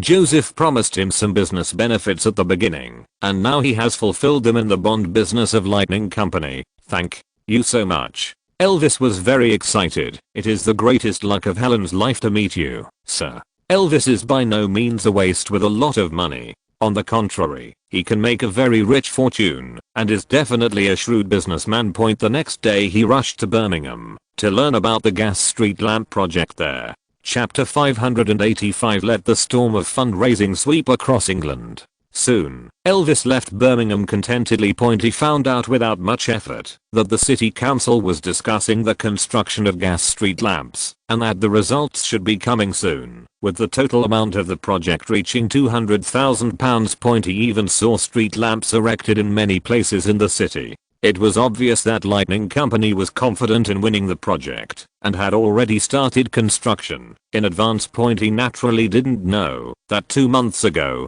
Colonna had bribed some councillors in cities such as Birmingham and Manchester to ask them to propose the construction of gas street lamps in the Parliament. There was no need to take any responsibility for proposing a motion, and it could even be regarded as a political achievement of promoting urban development.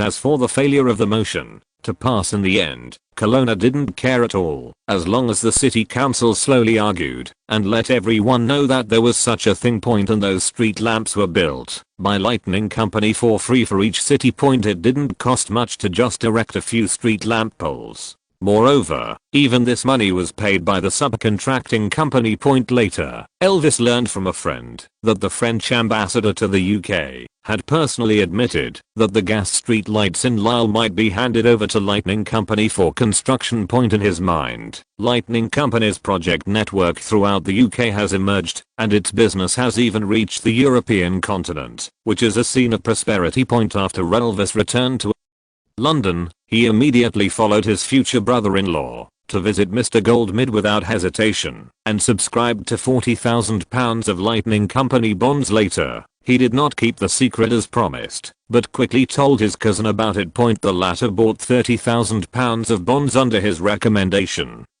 and then happily revealed the news to several business partners. Goldmid was numb to the huge sums of money that kept coming to his door in the past 10 days. He has been signing subscription agreements and counting money, and nearly £600,000 have flowed into the account of Lightning Company. Point of course, all this money is temporarily deposited in the commercial credit bank, and the amount has exceeded the bank's previous peak funds by more than double. This made him sigh that choosing to stand on the side of the French Crown Prince was the right decision. Point at the same time. Point at the partner strategy conference of Lightning Company, Styler was describing the bright future to the senior executives of the subcontracting companies below. According to the script of the Crown Prince, I believe everyone has already known that the company is about to obtain an agreement to build gas street lights for 7 cities including Birmingham and Liverpool, and in distant Lille and Florence. We have also successfully defeated our competitors and started laying gas pipelines. I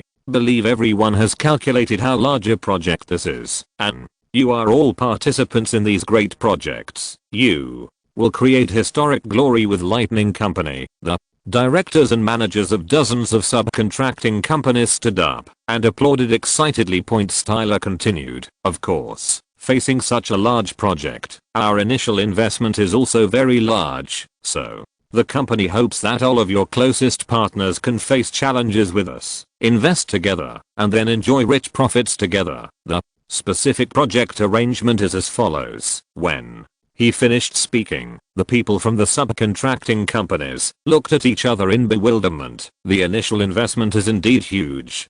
For example, the copper pipe alone costs more than £130,000, and Lightning Company means that they have to advance the money. A short and fat man raised an objection loudly. Mr. Styler, although we really want to support Lightning Company, we really can't come up with so much money. Someone immediately echoed, yes, this will cost at least £20,000, which is really too much. We have only received the project payment once this year, and it is really difficult to continue to advance the payment. Styler waved his hand to signal everyone to be quiet. London's gas street lights will be delivered by the end of the year. After receiving the project payment, it will be distributed to everyone immediately. Please hold on for another 2 or 3 months. As for the funding issue, you can take out a loan or issue bonds. Now the whole UK knows that our gas street light project has a very good prospect. As a participant, you can easily obtain financing. When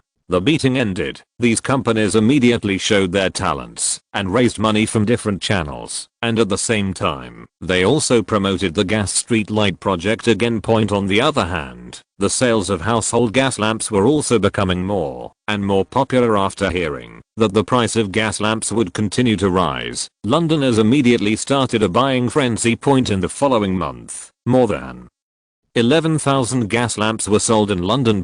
You know, £8 is definitely not a small number for ordinary people. A tailor's annual income is only £15, and a noble private tutor's annual income of £30 is considered a high salary. And the entire London has a population of only more than 800,000. It can be said that almost everyone who can afford this money bought one. At the same time, cities such as Birmingham and Manchester also heard the news of building gas street lamps, so household gas lamps were quickly sold in these places. However, the consumption capacity of these cities is far less than that of London, and only 300 to 500 lamps can be sold in a month.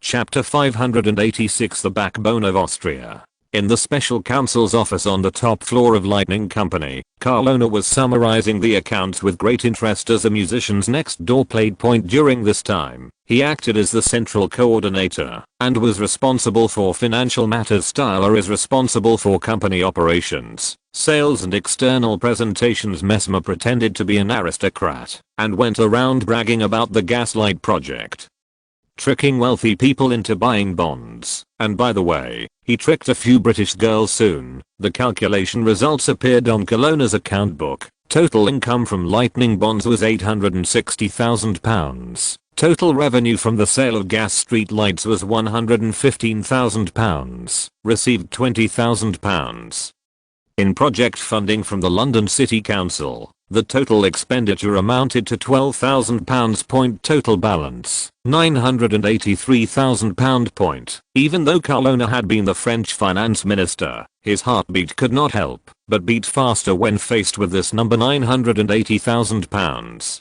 That's more than 24 million francs. If there had been so much money in the French treasury, he probably would not have been removed from office. He immediately began to sign bills of exchange or purchase lists and transferred the huge sum of money to banks in the Netherlands, Switzerland and Venice, and finally entered the Bank of France through various channels. The purchased supplies were transported to the southern Netherlands and then dispersed to various parts of France via Wallonia. Moreover, there is still quite some time before the end of the year, and funds from all over the UK are still pouring into Lightning Company. Austria. Northern suburbs of Vienna. A luxurious grey-black French Gem 6 carriage, pulled by two Gallic horses, drove quickly towards the city. In the luxuriously decorated carriage, Count Cornetz was frowning and looking out the window. His fingers holding the armrest turned pale from too much force. "Your Majesty is too indulgent towards those guys." He gritted his teeth angrily to himself. "Your Majesty must be persuaded to issue an edict to make the Hungarians pay special taxes. He has just returned from Silesia. Due to tight funds, he had to personally comfort the soldiers on the front line, promising them to replenish their military salaries within a month and allocate urgently needed supplies, which barely stabilized their morale. Marshal Lacy reported to him that the strength of the Prussian soldiers on the opposite side had increased rapidly recently, and they had obviously replaced them with new weapons and equipment. If this trend continues, the battle situation in Breslau will become extremely unfavorable to Austria. We must request assistance from France as soon as possible." Cornetz only said half a sentence before he remembered the recent revelations that the Vienna Chamber of Commerce was involved in defrauding French orders, and he suddenly slapped the armrest in anger. These damn profiteers offended Austria's biggest ally at such a critical moment. Just as he was thinking about how to resolve the predicament at hand, the speed of the car slowly slowed down, and a row of figures appeared on the road ahead. When Cornetz saw his son and grandson, he immediately forgot the worries in his heart and a smile appeared on his face. After all, the people who greeted him came forward to salute and greet him. His second son got into the car with a serious expression and sat down opposite him. "Dominique, what happened?" Cornetz looked at him and asked, knocking on the carriage to signal the driver to continue on his way. "Father, Count Bezborodiko met with His Majesty the Emperor yesterday." Bezborodiko is a Russian foreign minister. His sudden visit to Vienna must have something important to do. Cornetz felt vaguely bad, crossed his hands, frowned and said, "Go on, Dominic." Von Cornetz said solemnly, "He is here to mediate the Prussian-Austrian war. Condition, Count." Bezborodiko said that, as long as we sign an armistice with Prussia, that Tsar can recognize our claim to Wallachia. Cornetz's heart tightened. This condition is too tempting. The administrative system of Wallachia has always been in Austrian hands, and if the Slavs there do not cause trouble, Austria will soon be able to completely control it. That's a territory not much smaller than Silesia. Although not as rich as Silesia, a bird in the hand is worth 100 in the bush. "Go to Schönbrunn Palace immediately," he shouted to the coachman, and then said to his son, "It doesn't matter, the Prussians will definitely take back Liegnitz. As long as I grasp this, I can convince your Majesty." "Father," Dominique said with his head lowered, "the Russians said they would convince Prussia to abandon Liegnitz. How is this possible?" Cornets' back suddenly collapsed, and he couldn't help but shake his head.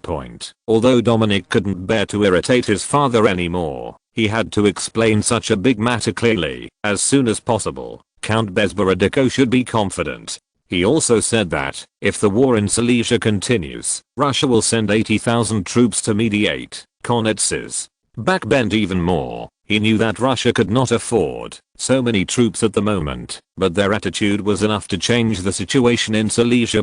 Dominic continued. The British Foreign Secretary also met with His Majesty and said that they would guarantee the armistice. Cornets knew that it would be difficult to reverse the situation this time, but he still rushed directly to Schönbrunn Palace.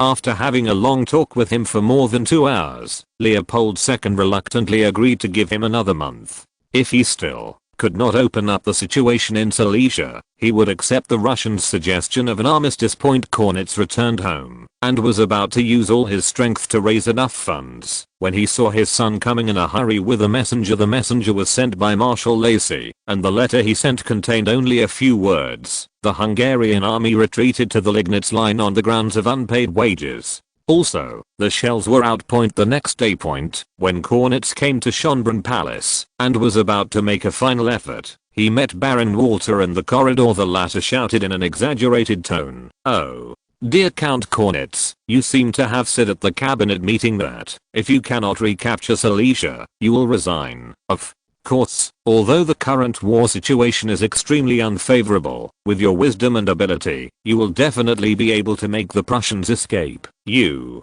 rude guy. Before Cornets finished speaking, he saw Turgot and Kabusel leading more than a dozen officials to both sides of the corridor. Looking at him with mocking eyes, he could already imagine how these people would look weird if he went to see His Majesty the Emperor. His self-esteem and pride did not allow him to suffer such humiliation. He straightened his waist vigorously, glanced at these people coldly, then turned and left. His steps still steady and strong. 2 days later, Cornets formally resigned as Minister of State to Leopold II. The Emperor did not do much to retain him, but only praised him highly and gave him a large number of rewards. Then he appointed Turgot as the new Minister of State, fully responsible for reaching an armistice agreement with Prussia. If you're listening to this novel on a channel other than Fanfic World, it means they downloaded and uploaded it without effort. We cordially invite you to visit our channel, Mundo Fanfic Novelos. There you'll find the original version of this story, and you can explore many other novels of various genres. We're waiting for you to immerse yourself in a world of incredible novels. Chapter 587, The 3-Year Agreement with the Lord Admiralty. Brittany, a province in northwestern France. On the north shore of Brest Bay, the Brest shipyard, which is almost as big as a small town, is as busy as an ant colony smelling molasses. Thousands of workers carried raw materials on wooden tracks, split wood with huge tools, or built ship hulls on towering wooden frames. The large chimneys that can be seen everywhere are constantly spewing thick smoke, dyeing half of the sky grey and black. After being idle for nearly 3 years, the largest shipyard in Brittany is finally busy. Because the Crown Prince is here. At this time, on the dock of the shipyard, Joseph and dozens of people were holding telescopes, looking at the 2 ships on the sea not far away, and talking a few words from time to time. These people include senior naval officers including the Lord of the Navy, the Marquis of Castres, and the commander of the Brest Fleet, Roger IV, as well as the naval shipbuilding director Border, and the top battleship designer Jack's battleship designers led by Sane. It can be said that it has gathered all the elites in the field of French shipbuilding. Not long after, with the sound of melodious trombone, Joseph saw the 2 ships begin to slowly start. The ship on the left is a traditional galley-type frigate. At this time, half the sail is raised, and the wooden oars on both sides of the ship are raised high and then cut into the water. The ship on the right is smaller and looks like an ordinary 24-gun light frigate, Indomitable. However, the towering chimney in the middle and rear of its hull shows that it is anything but ordinary. Yes, this is the world's first steam engine driven warship that has just been refitted. It is equipped with the latest model LJ52 high pressure steam engine of the United Steam Engine Company. This performance monster can output up to 52 horsepower. which is ahead of its time and can completely defy its British counterparts with less than 20 horsepower. It is still in the testing phase, so only one has been installed. After all technical difficulties are overcome, 2 machines will be used to drive the warship at the same time. The strong power of more than 100 horsepower can enable the light frigate to break through 12 knots when the wind is downwind. On the calm Mediterranean, this speed is almost like flying. Usually only a 30-ton boat can barely reach this speed when the paddler rows at full strength. A frigate-level galley can reach just over 10 knots. As for the sail warships, they are always slow in the Mediterranean waters because there is really no wind. Even an ordinary galley was maneuverable enough to poop on their heads, let alone a steam-powered vessel. On the sea, the galley quickly broke through the waves and rushed out. After the Indomitable fell behind by 300 to 400 meters, more and more black smoke came out of the chimney, and its speed continued to increase.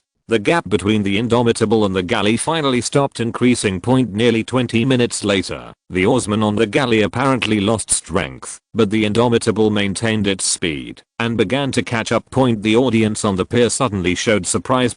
Chief Designer Saint sincerely sighed. His Royal Highness the Crown Prince is right. Excellent propulsion effects can be achieved without using a paddle wheel. Shipbuilding.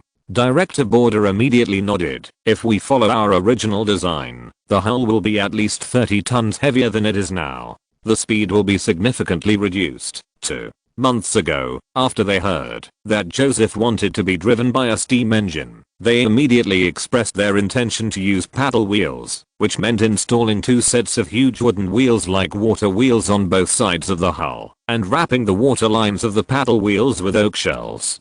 The above part is used to resist shelling. This is also the most mature solution. Although paddle steamers have not yet been put into use, theories have been put forward, and some people have even made models, but Joseph flatly rejected this design. The paddle wheel was already very heavy, and with the bulletproof casing, most of the power advantage of using a steam engine would be offset. Moreover, the target of the paddle wheel is very large. Even if it is protected by a wooden shell, it is still easily destroyed by enemy cannons. As for the power part, if there is a problem with the paddle wheel, the captain can basically order to abandon the ship. Then he took out a common marine propeller in later generations and gave birth to the Indomitable test boat in front of him. The Lord of the Navy, the Marquis of Castries, looked at the Crown Prince with gratitude.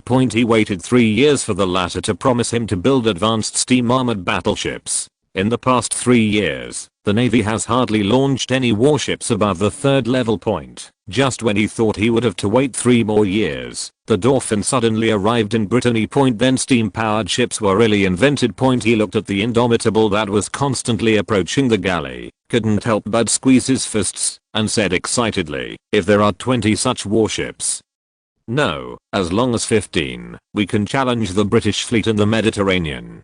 Although steam power can currently only drive light frigates and cannot compete head-on with serious battleships, using high speed and durability, it is completely possible to engage in maneuver warfare with the British. Using diversion and harassment, the British fleet was exhausted and eventually had to withdraw from the Mediterranean. General Roger was about to agree, but suddenly he saw the hull of the Indomitable trembling in the telescope, and then the black smoke in the chimney gradually disappeared, and the speed quickly slowed down. After a moment, the technician on the Indomitable rowed the famous boat to the shore, and said to Joseph with a grimace, "Your Highness, the propeller is vibrating violently again. This time even the main shaft was broken." Joseph frowned immediately. This is the 5th time the vibration problem has occurred. When he first came to the shipyard, he thought that by magnifying the model ship he had played with in his previous life 100 times, he could make a steam-powered ship, but he didn't expect that it was completely different. For example, the propeller, he only remembered the general shape, but he had to figure out the specific blade inclination, how the blade shape was twisted, and even what materials to use. Although after repeated attempts by the technicians, the above technical details were solved, such as using beechwood to make the propeller, using 4 blades, etc., and the first propeller was soon built. However, from the moment the propeller was connected to the steam engine, it has been troubled by serious vibration problems after research and analysis by Joseph and the technicians. It was believed that it should be caused by insufficient processing accuracy. The two sides of the propeller could not be completely symmetrical, and vibration would occur when rotating at high speed. The vibration motor of the mobile phone works on this principle. Joseph held his forehead and shook his head. He finally understood why early steamships were driven by paddle wheels. It seemed that it was because it was difficult to manufacture qualified propellers. He looked at Border and others beside him and sighed. Did they really have to use paddle wheels? Chapter 588 Strategic Materials. The Indomitable was slowly towed to the dock, and everyone was silent. Joseph took Border, Sane and others to board the ship for inspection, and saw that the steam engine had broken the crankshaft due to overload, lying there like a deformed monster, and the stern cabin was full of flying wood fragments, which should be the main shaft that broke due to severe vibration. He made detailed measurements and records, left the ship, and prepared to return to the design room, and saw Murdoch running over excitedly, breathlessly saying, Your Highness, 5 hours, what? 5 hours? Murdoch turned and pointed to the hull laboratory in the distance. The new propeller has been running continuously for 5 hours without any malfunction. Joseph was overjoyed and hurriedly took a carriage with everyone to checkpoint in the laboratory as big as a basketball court. There was a glass big fish tank more than 1 person tall and filled with water. The LJ-52 steam engine on the side was roaring, driving a cylindrical wooden shaft into the fish tank through a set of gears. The propeller at the end of the bearing stirred up a lot of bubbles, but it was only slightly vibrating, like a beast held down by a hunter. Murdoch signaled to his partner Sander, who was adding coal to the steam engine. The latter glanced at the clock and said, 5 hours and 36 minutes.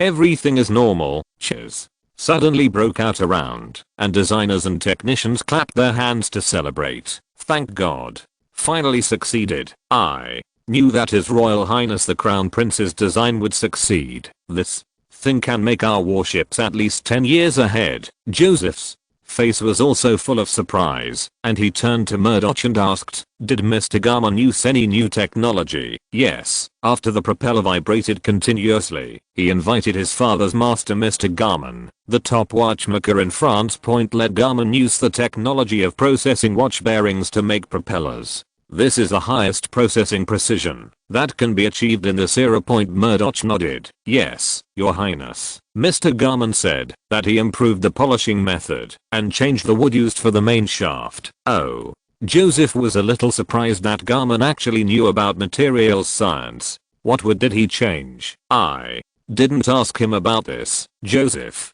said to Eamon, Please invite Mr. Garman. Half an hour later, the watchmaker looked at the propeller that had been running safely for more than 6 hours and excitedly made the sign of the cross on his chest. Thank God.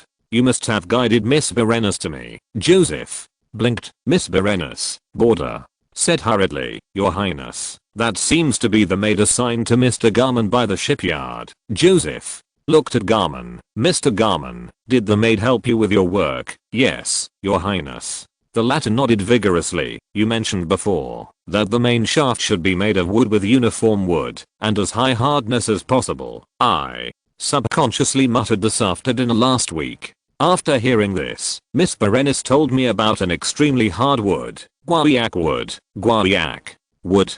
Joseph felt that the name seemed to have been heard somewhere. She said that it was the hardest wood she had ever seen. The natives of Jamaica used this thing to make the shaft sleeves of oars, and she happened to have a piece at home. Garman said, looking at the still spinning propeller. That's it. I didn't care at first, but when I saw the wood, I immediately realized that it was definitely the best spindle material. It is not only hard and not easy to deform, but it also oozes oil by itself. You can even use it to make a spindle without additional lubrication. I processed it into a spindle, and I didn't expect it to be really useful. Joseph suddenly had an idea. It can seep oil by itself, and is very hard. This seems to be the life-saving shaft of the destroyer mentioned in the news in later generations. He remembered that the news said that the destroyer imported by the navy of a certain country at that time had a design defect which caused the main shaft to wear easily, but it could not buy imported parts. Finally, the old craftsman used a kind of wood that can seep oil by itself to make the main shaft and replaced it, and solved the problem himself. He forgot the name of the wood, but it is very likely the Squawiac wood. If this thing can be used as the main shaft of a warship of 3 or 4,000 tons in the future, it must be more than enough to deal with the frigates of less than 400 tons in this era. Joseph thought. It seems that the previous vibration problem is not only due to the insufficient processing precision of the propeller, but it is also likely to be accompanied by slight deformation of the main shaft under the action of rotation, resulting in asymmetric force on both sides. Chief Designer Sane continued, it is also possible that the hardness and deformation resistance of the main shaft are too strong, coupled with self-lubrication, which makes up for the problem of propeller processing precision. Joseph immediately realized that this Squawiac wood would become a strategic raw material. He hurriedly asked Emmon to call Miss Berenice and asked, where did you get that piece of Squawiac wood? The maid seemed very nervous. After she stuttered for a long time, Joseph finally understood that her father had been a sailor in the Caribbean. Because he saved a Jamaican businessman, the latter gave him a large piece of spice, which was the Squawiac wood. After her father returned home and learned that this thing was very valuable, he kept it at home as a decoration until it was bought by Garmin. Joseph immediately gave her a bonus of 1,000 francs and instructed the intelligence agency to tell her and her family about the confidentiality regulations. Then Joseph found another botanist and asked about the origin of Squawiac wood. Your Highness, as far as I know, this thing should be produced in Jamaica, the latter said. Occasionally, a spice or medicine merchant brought it to Europe for sale. Jamaica? Joseph frowned immediately. That was a British colony. It seems that it is necessary to stock up a batch as soon as possible before the British understand its use. A week later, the shipyard bought a few more Squawiac wood from the medicine market. After processing it into a full-size main shaft, Garmin installed it on the Indomitable. The midday sun shone on the calm sea surface of the Bay of Brest, and the Indomitable appeared in front of everyone with a brand new power system. This time it took only 25 minutes to cleanly surpass the paddle boat used for comparison testing, and sailed for 4 hours before finally stopping due to a steam engine failure. At this time, the paddle boat had been left behind by it for more than 20 kilometers. This time, Joseph looked at Murdoch and smiled. Then, it's up to you. At least you have to ensure stable operation for a day without any malfunction. He did not blame Murdoch. After all, the high-pressure steam engine technology has only been developed for more than a year, and this is an ultra-high-pressure version. It is rare to have the current stability. The latter looked at Sandal and said uncertainly, Your Highness, this may take about 2 years. After all, such a high-pressure model is rarely used in other places. Chapter 589 The hero of French steam engine technology. For mechanical equipment, it must be used on a large scale, so that problems can be exposed, improvements can be made, and eventually it can become a mature product. However, the current application scope of high power and high pressure steam engines is very narrow. Pumping water and lifting minerals do not require such high power, and paddle wheel transport ships have not yet been developed. As for trains, 50 horsepower is far from enough. It needs to be increased several times, at least to 200 to 300 horsepower, before we can start building the first generation of practical trains. This means that the iteration speed of LJ52 cannot be too fast. Joseph also knew that there was no rush, so he could only nod and said, 2 years, I can barely keep up. The future of steam engines depends on you. If you need anything, just tell me. Sandal saw that the Crown Prince seemed not very satisfied with the research and development speed, so he hesitated and said, Your Highness, if you could transfer one person to the United Steam Engine Company, I think it would be possible to meet your requirements within a year. Oh. Joseph's eyes lit up, and he said hurriedly, Who are you talking about? Richard Trevithick, a young English technician. As Sander was speaking, Murdoch frowned and poked him in the back, but he ignored him and said to himself, I know that he is in Paris right now and came to register with the talent committee. However, the committee only gave him the opportunity to continue review. Continuing the review means that the reviewer believes that this person is still a little short of the high-end talent standard and is ready to make further observations. If the applicant can later publish a significant paper in the Journal of Natural Science, or make some invention, he will most likely be invited. Trevithick? Joseph narrowed his eyes slightly. This name sounded a bit familiar. Sandal continued. Although he is only in his 20s, he has a solid theoretical foundation, and has a unique patent for a high-pressure steam engine. Oh, by the way, Your Highness, I heard that he even built a car powered by a steam engine of his own design at the beginning of the year, but it broke down after only going 200 meters. Joseph's eyes widened when he heard steam engine drives a car. Trevithick, was he the man who designed the world's first train? Most people in later generations know that George Stephenson is the father of the train, but in fact Trevithick built the world's first passenger train 8 years before him. However, Trevithick's train performed so poorly that it even damaged the track, so he was ridiculed. As a second generation rich man, he couldn't stand this anger. He just said, although it was very promising, it was buried in the end. This made me no longer have the courage to do any experiments, and gave up continuing research and development. Stephenson, who was born in poverty, was more patient and resilient than him, and finally withstood the pressure, and built a truly practical train. Unexpectedly, Trevithick also came to Paris. It seems that my talent introduction plan is really on the right track. In fact, the most respected people in this era were the nobility and big landowners. Most people who were engaged in technology were not taken seriously. They had to pay for experiments and inventions out of their own pockets, and their status was even lower than that of businessmen. Therefore, France, a talent committee that can provide resources for you to study technology with peace of mind and provide you with preferential treatment, is extremely attractive to scientific and technical talents. Joseph said excitedly. Can you find him? France needs such talents very much. He thought to himself that at least the talent committee did not send people back this time. It seemed that he would have to pay more attention to the review list in the future. However, this cannot be blamed on the talent committee. After all, they are not cheating. It is normal for young people like Trevithick who have not achieved significant achievements to be directly reviewed. Sandal nodded. Actually, he came to see me before. I think the talent committee should have his address. Joseph immediately said to Emin, please write a letter to the talent committee in my name, and ask them to keep Mr. Trevithick. Yes, Your Highness. This is a man who once surpassed the father of trains. He has considerable knowledge in high pressure steam engines.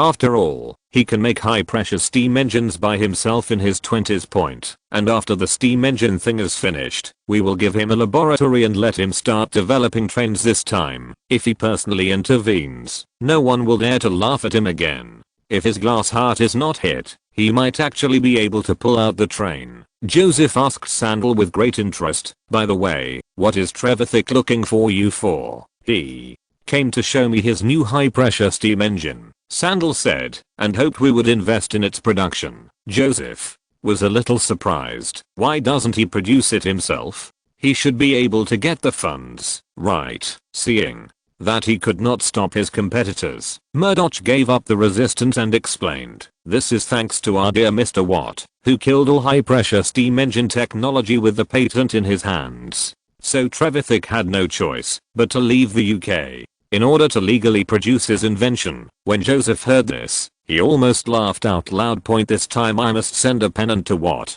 This man single-handedly succeeded in pushing Murdoch, Sandal, Trevithick and many other talents to his side. When it comes to contribution to French steam engine technology, no one can surpass him. In fact, in history, it was not until the early 19th century that Watt's patent expired, and Britain's high-pressure steam engine was able to start. However, the British had such a huge technological advantage at that time that they waited for the whole world for more than 10 years and were still far ahead, and finally opened the era of trains first. But now it is different.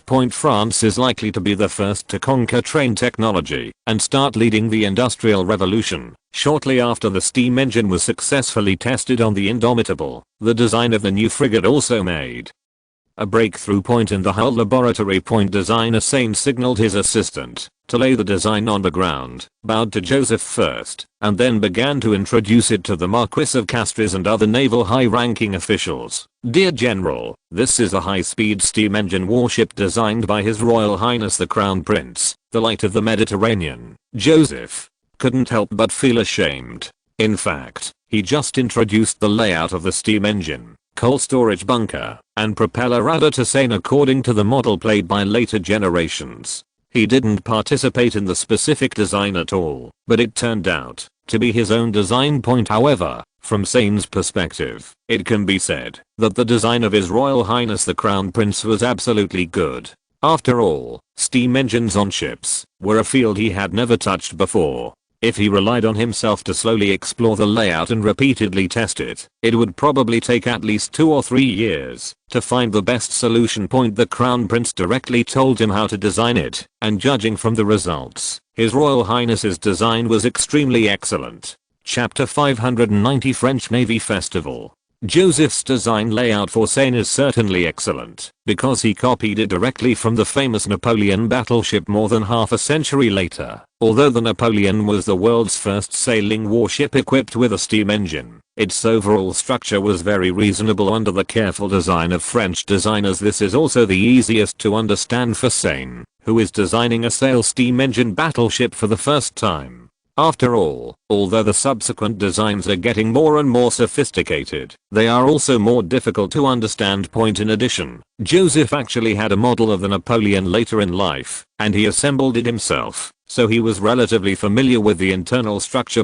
Sain's ship was based on the light frigate The Wave from the 7 Years' War, with minimal modifications, so it took only a few months to complete the preliminary design. Sain pointed to the lower cabin at the rear in the design with a slender wooden stick, and explained to the officers, the sailor cabin here has been moved to the forward position, and expanded and reinforced to install 2 steam engines. They can provide more than 100 horsepower of thrust. Relying on the propeller alone, the warship can reach a speed of more than 8 knots. And when the sails are used at the same time, it can even reach a speed of 12 knots. All the officers looked excited. Even in the Atlantic Ocean, the third-class battleships, the main force of the British fleet, can hardly reach a speed of 10 knots. Frigates can approach 12 knots in strong tailwinds, but if placed in the Mediterranean, their speed will be reduced by 30 or even 40%. Because there is only a breeze in the Mediterranean all year round. Even the Darling galley of the Mediterranean can reach 11 knots at its maximum output, but it can only maintain this speed for half an hour at most. Therefore, the new ships of the French Navy are unmatched in the Mediterranean. Sain continued, 8 of the original side gun emplacements have been eliminated, and the free space is used to store coal. Oh, there is also a coal storage cabin in the lower compartment. All the fuel combined can support the battleship to sail 900 nautical miles. Of course, if the maximum speed is maintained, it can only travel 570 nautical miles. Although this voyage is not far enough, it is basically enough for the narrow Mediterranean. It's only 400 nautical miles from Toulon to Tunisia Point, and during non-combat periods, it is entirely possible to save fuel by sailing only with sail. However, Roger, commander of the Brest fleet, frowned slightly and interrupted the designer. Mr. Sain, light frigates are usually equipped with 28 to 30 guns. Your ship has eliminated 8 gun positions, so it can only carry 20 guns. With all due respect, this firepower configuration is probably too weak. Joseph smiled and continued, General Rochefort, in fact, the Light of the Mediterranean only has 17 guns, but you don't need to worry, because it's not designed for traditional broadside fighting. Do you still remember the Navy's new tactical specifications? It is the Ranger tactics that the Staff Department is formulating to adapt to the new warships. Rochefort had seen the first draft of the Ranger tactics and vaguely remembered that it was a style of play that focused on harassment. Following the words of the Crown Prince, Sain pointed to the stern of the design and said, the gun cabin here will be modified to install 3 24-pound long guns. The side gun positions are equipped with 6 18-pound long guns, 4 12-pound guns and 4 32-pound carronade guns. There are no bowguns, Roger thought. Quickly understood that the heaviest firepower on the ship was all arranged at the stern, which meant he was ready to turn around and run away at any time. If you dare to chase me, I will blast you with my stern cannon. France's long-barreled cannon has always had a range advantage. Although this proved useless in the fleet shooting in the 7 Years' War, it can play a unique role when placed at the stern of the ship. He could already imagine the French steam sailing ships taking advantage of their speed to hover around the British warships. Once the British caught up, they would immediately flee, while keeping the distance within the range of their long guns. The British's bow guns could not reach the steam sailing ships, but the French's stern guns could fire continuously. Although it is difficult for 3 guns to cause a devastating blow to enemy ships, they can always cause you to take some damage. If a little adds up, you have to return to Hong Kong for repairs. And maybe one of the cannons hit a critical point such as the mast, which would make a lot of money. In fact, the Mediterranean Light has another advantage that he doesn't know about. That is, ships equipped with propellers can turn more quickly. Because the thrust of the propeller will be deflected by the rudder behind it, thereby generating lateral thrust. It can turn much faster than a sailboat that only relies on the rudder deflecting the water. When moving in this way, even if the Mediterranean Light contacts the enemy ship with its side, it can quickly switch to the stern to attack the enemy, running and fighting at the same time. The sailing battleship was still slowly turning around at this time, and had already been bombarded by several rounds during this period. Nearly 2 hours later, Sane had given a general introduction to the new frigate. All the naval officers' eyes lit up when they heard this. The French Navy had been suppressed by the British for so many years. This time at least it could fight back in the Mediterranean. The Minister of the Navy looked at Joseph expectantly and asked very respectfully, "Your Royal Highness, perhaps you can tell me how many such frigates the Navy can get?" Joseph said without hesitation, 20 ships, several. Navy officers' eyes lit up. This was enough. You know, the Navy has only built 1 third-class battleship and 4 light frigates in the past 3 years, which is almost like a beggar. At the same time, the British fleet has added 1 first-class ship, 3 third-class ships and 7 heavy frigates, and there are so many light frigates that I'm too lazy to count them. This is the result of the British seeing that the French Navy on the other side did not build many ships, so they slowed down. After 3 years of hard times, the French Navy finally ushered in a festival today. Especially the Marquis de Castres, who was so excited that his nose was sore. Unexpectedly, Joseph continued, after the Light of the Mediterranean class is launched, Mr. Sane will immediately design a new steam-powered frigate based on the Virgin, which will be driven by 3 steam engines. This class of ships will be built 12 ships.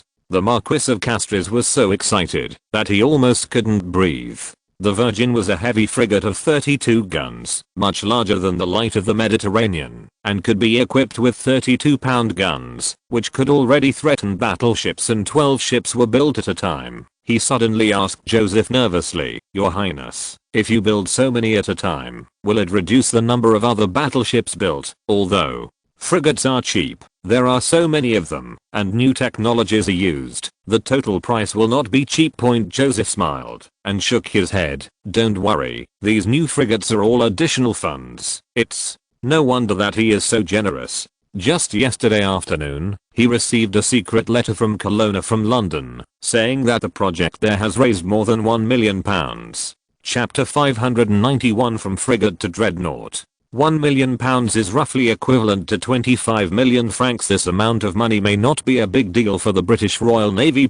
After all, the cost of a 74-gun ship, which is a third-class battleship, as the core combat force, is £60,000 to £70,000, including training costs, military pay, dock costs, maintenance costs, etc. It is about £90,000. If you go out to sea for a battle, the cost will rise sharply. So £1 million can only build 10 third-class battleships, which may not be enough. This may not be intuitive enough. For example, during the 7 Years' War, the British built 32 third-class battleships in one go, and there were also a large number of first and second-class ships. £1 million is just a waste of money. But what Joseph wants to build now is just a frigate. It is the lowest level among serious warships. An ordinary 28-gun light frigate costs less than £10,000. Even a heavy frigate, or what the British call a 5th class frigate, costs only about £18,000. Of course, although the Light of the Mediterranean is also a light frigate, the cost has soared due to the use of new technologies. SYN estimated that the cost would be close to 400,000 francs per ship, or £16,000. After all, the price of an LJ52 steam engine is as high as 50,000 francs. There is no way. The application of the most advanced technology and the production is very low, resulting in the price being unable to be suppressed at all. Even the main shaft plus propeller, because they are all made with ultra high precision processing technology, the cost of a set is 6,000 francs. However, the total cost of building 20 Light of the Mediterranean class is only £320,000. The subsequent heavy frigates with 3 steam engines may cost up to £30,000. 12 ships are £360,000. The construction cost of the 2-class frigate is a total of £680,000, plus the later training and use costs. It will cost about £850,000. There was even more than £100,000 left from the fundraising funds that Colonna got from the UK. This time, Joseph planned to invest all the money in the navy, and even add another sum. After all, history has proved that it is impossible to completely defeat the British without a strong fleet. Joseph knew very well that the frigates alone could only harass the British Navy in the bathtub of the Mediterranean and use tactics to drive it away. But if you want to have a fleet decisive battle, you still have to rely on the powerful 3rd level battleships. The displacement of the 3rd level battleships is as high as more than 1,600 tons, and at least a 400 horsepower steam engine is required to barely drive it. The later Napoleon had a displacement of 1,870 tons, but was equipped with a 960 horsepower steam engine. However, the Napoleon can achieve a speed of 14 knots, which is not necessary for the current naval battle. So Joseph planned to use 400 horsepower in the early stage to transition, and it would be enough to reach a speed of 12 knots. After all, the current 3rd level ships can't even run 10 knots. 12 knots is 20% to 30% faster than the enemy, which can be called a crushing victory. Joseph patted the Minister of the Navy, who was still in ecstasy and had not recovered. This is nothing. We will have a dreadnought in the future. That is a warship that can defeat the British head on. Yes, he plans to use dreadnought to name the future steam-powered 3rd class ship. The main point is to follow the British path and leave the British with no way to go. And compared with the overwhelming advantage of the dreadnought before World War I over the battleships of the same era, the advantage of the steam-powered 3rd class ship over the sailing warship is not inferior at all. The Marquis of Castries nodded excitedly again and again. Although he didn't know what the dreadnought was, His Royal Highness the Crown Prince said it could defeat the British fleet. Then it must be able to. After all, His Royal Highness had just created such a magical warship as the Light of the Mediterranean, and now he is completely a little fan of the Crown Prince. However, Joseph also knew that France's current technical capabilities are still a long way from the dreadnought. At the very least, the power of the steam engine must reach about 200 horsepower, so that 2 units can barely drive the huge body of the 3rd level ship. It is definitely a very difficult challenge to increase the current 50 horsepower to 200 horsepower. It is estimated that it will start with a brand new steam engine structure design and break through a series of technical difficulties such as metal smelting, forging, finishing, and testing. This depends on the efforts of the 3 masters of steam engines in France. All I can do is to provide them with research and development funding support. After all, Murdoch has long been told about the theoretical aspects. However, once the 200 horsepower steam engine achieves a breakthrough, it can be directly used to develop trains. That is the biggest explosion point of the Industrial Revolution. It was almost noon, and the Marquis of Castries and a group of officers and designers surrounded Joseph and went to the restaurant for the construction of the new battleship. Joseph had dinner with them almost every day, so that they could discuss at any time. The laboratory was still some distance away from the officers' mess. Joseph said to Marquis de Castries beside him, although the new battleship has not been built yet, you must start crew training as soon as possible. After all, this kind of ship is completely different from any previous one, although The Navy General Staff has been established. Due to the special nature of the Navy, a ship is almost an independent small society, especially when going to sea. The captain is the king, and the cohesion is very strong, so the General Staff is difficult to influence the Navy. At present, the recruitment of sailors and training are still led by the Minister of the Navy. Marquis de Castries immediately bowed and said, "Yes, Your Highness, I promise to recruit enough crew members within 3 months. After another year of training, it should be ready for combat." 4 months. Joseph frowned slightly. Why does it take so long? Doesn't the Navy have ready-made sailors? Marquis de Castries hurriedly explained, "Your Highness, even a light frigate requires 150 sailors. 20 ships means more than 3,000 people, which is difficult to recruit at once." Joseph asked in detail again, and then he understood the current operation mode of the Navy. It can be said that the Navy soldiers and merchant sailors of this era are not interchangeable. The Navy does not usually maintain a redundant crew team. When it needs manpower, it recruits on merchant ships and fishing boats. Of course, sailors usually gather in places like taverns to wait for news. The unruly and freedom-loving character of French sailors makes it difficult for the Navy to recruit enough people. In comparison, the British Navy on the other side is more experienced. Usually they send out spies to find out the basic information of sailors on merchant ships and fishing boats. Once they need people, they will directly send soldiers to capture strong men. After the sailors board the warships, they can't go home.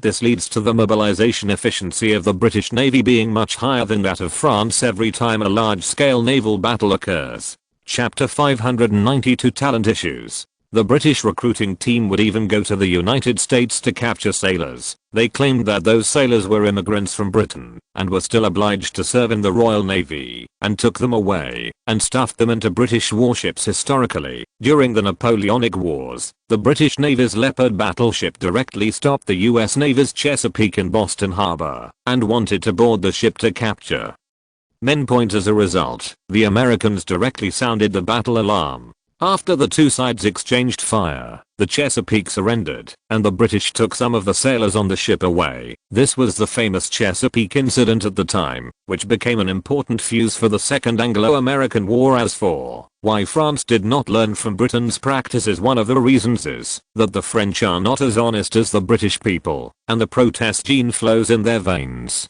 If the French Navy dares to capture men like the British conscription team, just wait for the citizens of the port city to riot. In addition, the number of French sailors is far less than that of Britain, which relies on the sea for its livelihood. It is a relatively scarce resource, and the French Navy is unwilling to offend the sailor group too much. Therefore, France currently adopts a reward model, the sailor registration system. Any sailor who registers at the government registration office can receive a subsidy of 30 francs per year, but when the Navy needs it, registered sailors must fulfill their service obligations. The Navy will even give registered sailors travel expenses from their hometowns to the barracks and double the spoils obtained in the war. But even so, the unruly and freedom-loving French sailors are still reluctant to register. For example, there are only about 10,000 people on the Navy's sailor registration list at present, and the wartime sailor shortage is as high as more than 40,000 to 50,000. This has led to the French Navy having to recruit many people with no sailing experience to board the ship, and even temporarily borrowing people from the army. These people may not have even been on a ship before. With the quality of sailors like France. Not to mention that the warships are originally weaker than those of Britain. Even if the same two fleets are given to Britain and France, the French will still be beaten to a pulp. This is the famous Battle of Trafalgar in the Napoleonic era. The warships of the French and Spanish combined fleets are not much worse than those of Britain, but the end result is still being blown up by the British. The high-quality sailors of Britain played a key role here. After listening to Marquis Castelli's words, Joseph immediately thought of learning the army model. Perhaps we can build a naval academy. He looked at the Minister of the Navy and said, "Train a large number of qualified sailors for the Navy." Marquis Castelli did not seem to be very enthusiastic, and said tactfully, "Your Highness, this may be of some help, but it is difficult to completely solve the problem." "Oh, why is that?" "We need a lot of crew members. For example, during the 7 Years' War, we recruited 40,000 to 50,000 sailors." 50,000? Joseph frowned. This number was indeed a bit too much, but he still gritted his teeth and said, then we will train 50,000 students. 4. The development of the navy. He would rather invest a lot of money. Marquis Castelli immediately waved his hand and said, Your Highness, we don't need so many people. Joseph staggered back. Do you need 50,000 sailors or not, Marquis? Castelli hurriedly explained, Your Highness, the navy only needs more than 6,000 people at ordinary times. It was not until the war broke out that tens of thousands of sailors were needed. This means that we don't need to support so many crew members. He talked in detail for a long time, and Joseph finally understood. It turns out that nearly 70% of the Navy's warships are usually docked in ports. There is no way, once these gold-eating monsters are dispatched, the speed of spending funds is faster than the flow of water. This is also the reason why the Navy spends a lot of money during the war, and during the war, the combat positions on the warships will also increase significantly. For example, a third-class battleship usually only needs to carry 40 Marines, but in wartime it needs a full complement of 150 people. The Marines here are different from the Marines of later generations. They play a more important role in supervising the crew and helping the captain maintain rule. Of course, when the battle is fierce, they can also shoot at the enemy ships on the opposite side to join in the fun. At the same time, the number of sailors on warships will also increase during wartime. For example, gunners must be fully staffed, which is not necessary in peacetime. Sailors in other positions must also be brought in as a supplement for combat casualties. This leads to a sharp increase in the number of sailors needed by the Navy after the outbreak of war. The British Navy is even worse in this regard. Their crew size can increase to 10 times that of peacetime and wartime, and the salary of sailors is much higher than that of infantry. For the Navy, which is always in a state of financial constraints, it is absolutely unwilling to keep so many people eating for free in peacetime. More importantly, the Navy would rather let these sailors go out to sea with merchant ships in peacetime, rather than stay idle on land. Because this is the only way to continuously improve their sailing skills. The operating modes of merchant ships and warships in this era are almost the same, and even the commands are the same. The sailors of merchant ships can directly fight when they are pulled onto warships. Joseph sat down at the table with everyone else and thought, so, what we lack is not sailors, but ordinary sailors, Marquis. Castelli nodded immediately. That's right, Your Highness. Not only the Navy, but also our merchant ships have been unable to find enough sailors for a long time. Merchants often have to go around Italy to recruit people, and then go out to sea. Then, why don't people want to be sailors? The Minister of the Navy seemed a little embarrassed, and his voice was much lower. When we had colonies in North America and the Far East, this situation was not too serious. Joseph was also silent. Yes, France lost all its overseas colonies in the 7 Years' War. Without the support of a huge amount of overseas trade, they all went to work as sailors and starved to death. The UK can easily support tens of thousands of sailors with just one Anglo-Indian route. He took a long breath and said, the Naval Academy still needs to be built. Try to use professional soldiers to support the framework of the Navy. This will also promote unified combat and navigation standards in the fleet. In this era, all positions on warships can be regarded as high-level talents, especially positions such as officers, helmsmen, navigators, gunners, and doctors. If we rely solely on civilian training, the efficiency will not be very high.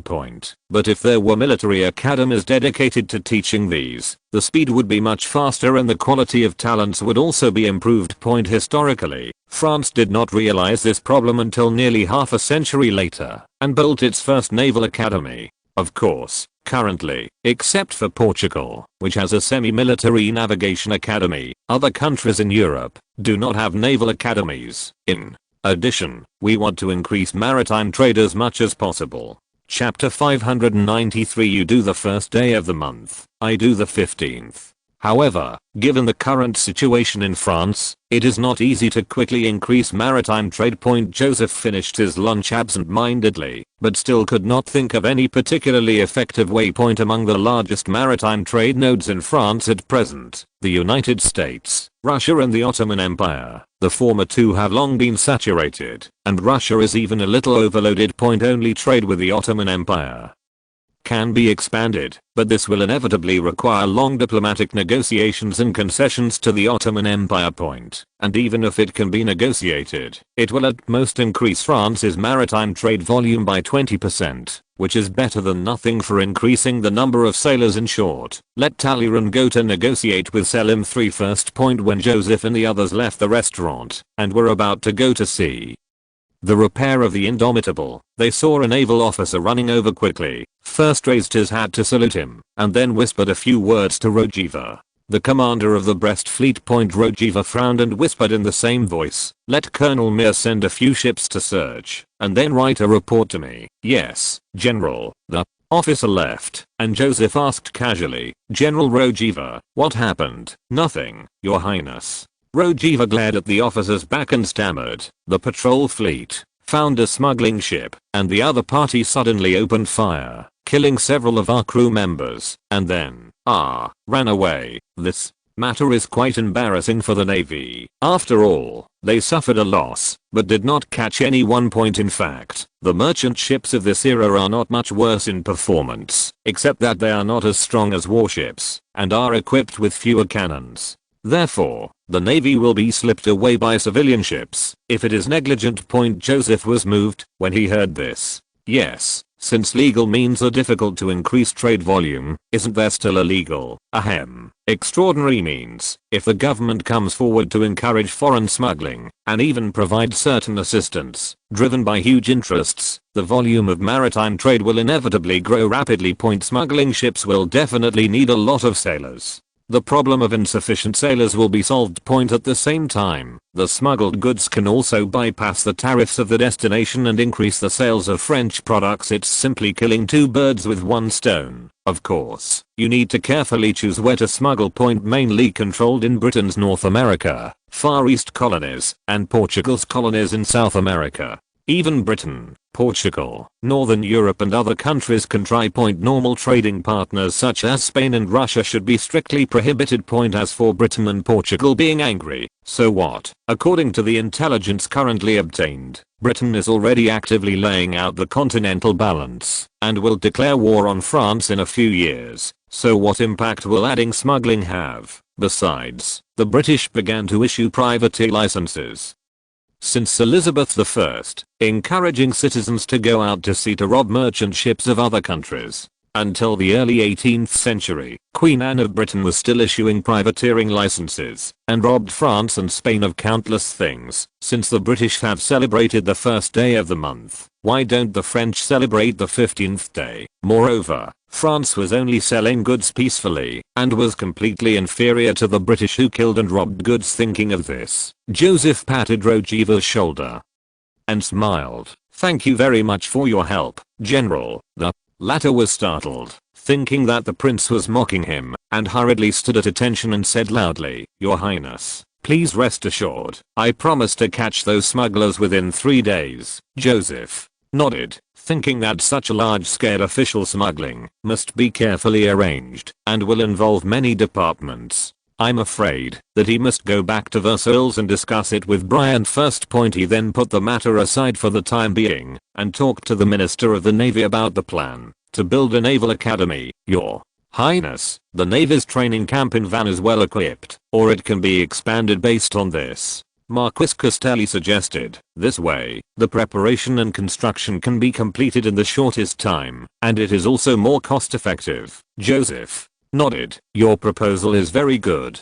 According to the standard of training 1,000 officers and professionals every year, how much do you estimate it will cost?" Marquis Castelli hesitated for a moment and said, "It will cost about 2 million francs. He glanced at the Crown Prince, fearing that the latter would be frightened by this number, and hurriedly added, "If some streamlining is done, 1.5 million may be enough." Joseph secretly breathed a sigh of relief. The Navy is indeed a gold-eating beast. Before, the army academies across the country did not spend so much money together. He said to the Minister of the Navy, "Just 2 million francs. If you want to build it to a high standard." He thought that in this way, there would not be much money left for Colonna to raise funds in the UK. The next day. Joseph was inspecting the Navy training camp in Van with Marquis Castelli, and Emin brought an officer from the intelligence bureau to him. Joseph took the secret report from the visitor, opened it, glanced at it, and frowned immediately. It said, Austrian State Minister Count Cornetz resigned, Baron Turgot took over, and is currently signing the Austrian-Prussian armistice agreement. The date is a week ago. Why so sudden, Joseph? Remember that last month the French ambassador to Austria reported to him that Cornetz overwhelmed the armistice faction and persuaded Leopold II to increase the military strength in Silesia. The intelligence officer looked at the Minister of the Navy, and seeing that the Crown Prince had no objection, he said, Your Highness, it seems that Baron Walter, Baron Turgot and others have designed a conspiracy against Count Cornetz. In addition, the intelligence agency believes that there are British figures in it. Joseph crumpled the secret report with a gloomy face. Britain in this era is indeed full of capable people, and the action is so fast. He originally thought that Prussia and Austria would have to stalemate until at least the middle of next year before they could start to withdraw their troops, and once the German region ceased fighting, Britain could begin to integrate Prussia and Austria and direct the spearhead towards France. Joseph immediately ordered Emin, please prepare the carriage. We will return to Paris immediately. Yes, Your Highness. In the bumpy carriage, Joseph quickly sorted out his thoughts. Prussia and Austria had just experienced a war and were currently in a state of exhaustion. Even if Britain could win them over, they did not have the strength to be tough with France. He tapped his fingers on the armrest. So now Poland was pushed to the forefront. Prussia could only recover blood quickly by taking a big bite of Poland, and this had always been his plan, and now he finally had time to do it. Russia also ended the Russo-Swedish War. The next step must be for both sides to join forces to start the second partition. This was more than a year earlier than in history. If you're listening to this novel on a channel other than Fanfic World, it means they downloaded and uploaded it without effort. We cordially invite you to visit our channel, Mundo Fanfic Novelos. There you'll find the original version of this story, and you can explore many other novels of various genres. We're waiting for you to immerse yourself in a world of incredible novels. Chapter 594 Special Trade Plan. Fortunately, Joseph had made some arrangements in Poland before. For example, he told Prince Poniatowski about the important matters to pay attention to in the future, provided some materials to Poland through the United States, and promoted the awakening of Polish nationalism. However, he also knew that Poland in this era was very weak. After all, it had implemented the one-vote veto system for a century and a half. France cannot directly interfere in Poland's affairs at present, which will seriously offend Russia and Prussia, and it will completely help Britain to form an anti-French alliance. Then the only way is to exert Poland's own strength as much as possible. As long as Poland can hold on a little longer, it will help France win important development time. It should be half a year to a year before Prussia and Russia are ready for war. We must make full use of this time to help Poland prepare for defense. 5 days later, as soon as Joseph returned to Paris, he went straight to the Palace of Versailles and invited Briand, Talleyrand, Bailey, Fouché and other relevant ministers to his reception room. Soon, everyone arrived. He first asked Fouché to introduce the situation in Prussia and Austria. On his way back to Paris, Prussia and Austria had officially concluded an armistice agreement. At present, both sides have begun to evacuate Silesia, and Britain and Russia are jointly supervising the withdrawal of both sides. Baron Turgot has initially controlled the political situation in Vienna. After Fouché finished speaking, Brian immediately said, in this case, we have to make some adjustments to Austria's foreign policy. Joseph raised his hand to interrupt him, and directly stated the conclusion. The current focus is how to help Poland resist the attacks of Russia and Prussia. Oh, maybe Austria. Bay was a little surprised and said, Your Highness, are you talking about Prussia? But Prussia and Poland are in an alliance. Please believe me, Prussia is the one who wants to invade Poland the most, more eager than Russia. Joseph said, as long as Russia takes action, they will immediately tear up the treaty. In the next few hours, Joseph described his plan. to help Poland resist aggression, and everyone made detailed adjustments in detail. Then Talleyrand put away his notebook and said to Joseph, "Your Highness, I will leave for Warsaw tomorrow." Joseph shook his head and said, "We need to minimize the traces of the French government in this matter. So you can't come forward." He looked at the people in front of him. "Do you have any suitable candidates to recommend?" Bay thought, "Your Highness, I think Bishop Acius can go to Poland." "Oh, that is Emmanuel Acius. He is meticulous and has unique insights into political operations." When Joseph heard this name, he nodded slightly. Acius, one of the three giants of the Thermidorian party. His political skills are not as simple as having insights. He is definitely a master in history. He has survived all the major revolutionary factions and planned the Brumaire coup of Napoleon. Some people even suspect that he was the behind-the-scenes operator of the overthrow of Robespierre's regime. The political situation in France is stable in this era, so there is no room for him to play a role. So he is still only the Archdeacon of Chartres. Letting him help Stanislaw II control the political situation in Poland is also a good use of his talents. Moreover, he has a church background, and the Catholic Church can find a reason to transfer him to Poland, which will basically not attract the attention of other countries. Joseph turned to Emin and said, "Please send someone to Chartres and let see us." Bailey hurriedly said, "Your Highness, Archbishop Cius is now in the Palace of Versailles." This is not surprising. French nobles and senior clergy like to stay in Paris when they have nothing to do. Emin asked about Cius's residence and immediately went to find him. Soon, a man who was less than 50 years old, with a thin face and not much priestly air, knocked on the door and bowed to Joseph. "It is an honor to be summoned by you, Your Highness. I'm Emmanuel Ebert Cius, and I'm at your service at any time." When Joseph finished telling him about the mission to Poland, it was already dusk. The next morning, Cius took the aid money for Poland and set off for Warsaw. Joseph also felt more at ease. After having lunch with his mother, he talked about his smuggling license plan with Brian, Bailey, Fauci and others. The Minister of Trade, Bailey, was obviously the most excited person. He said with his eyes shining, "Your Highness, I think your idea is very feasible. In fact, the British and Portuguese colonies are full of complaints about their trade policies. If there are cheap goods arriving, there must be many locals rushing to help us sell them. There will even be some very influential people among them. You know, both Britain and Portugal regard colonies as their blood bags. The local raw material prices can be pushed down as low as possible, and their own industrial products can be sold at will. No matter how high the prices, the people in the colonies have to buy them with a pinch of their noses, because other cheap goods are not allowed to be shipped in. This has led to the inability of the colonial industry to develop at all. It can only exist as a raw material production area, and life has naturally been at a low level. Brian seemed very cautious. "Your Highness, but doing so is almost equivalent to declaring war on Britain and Portugal." Joseph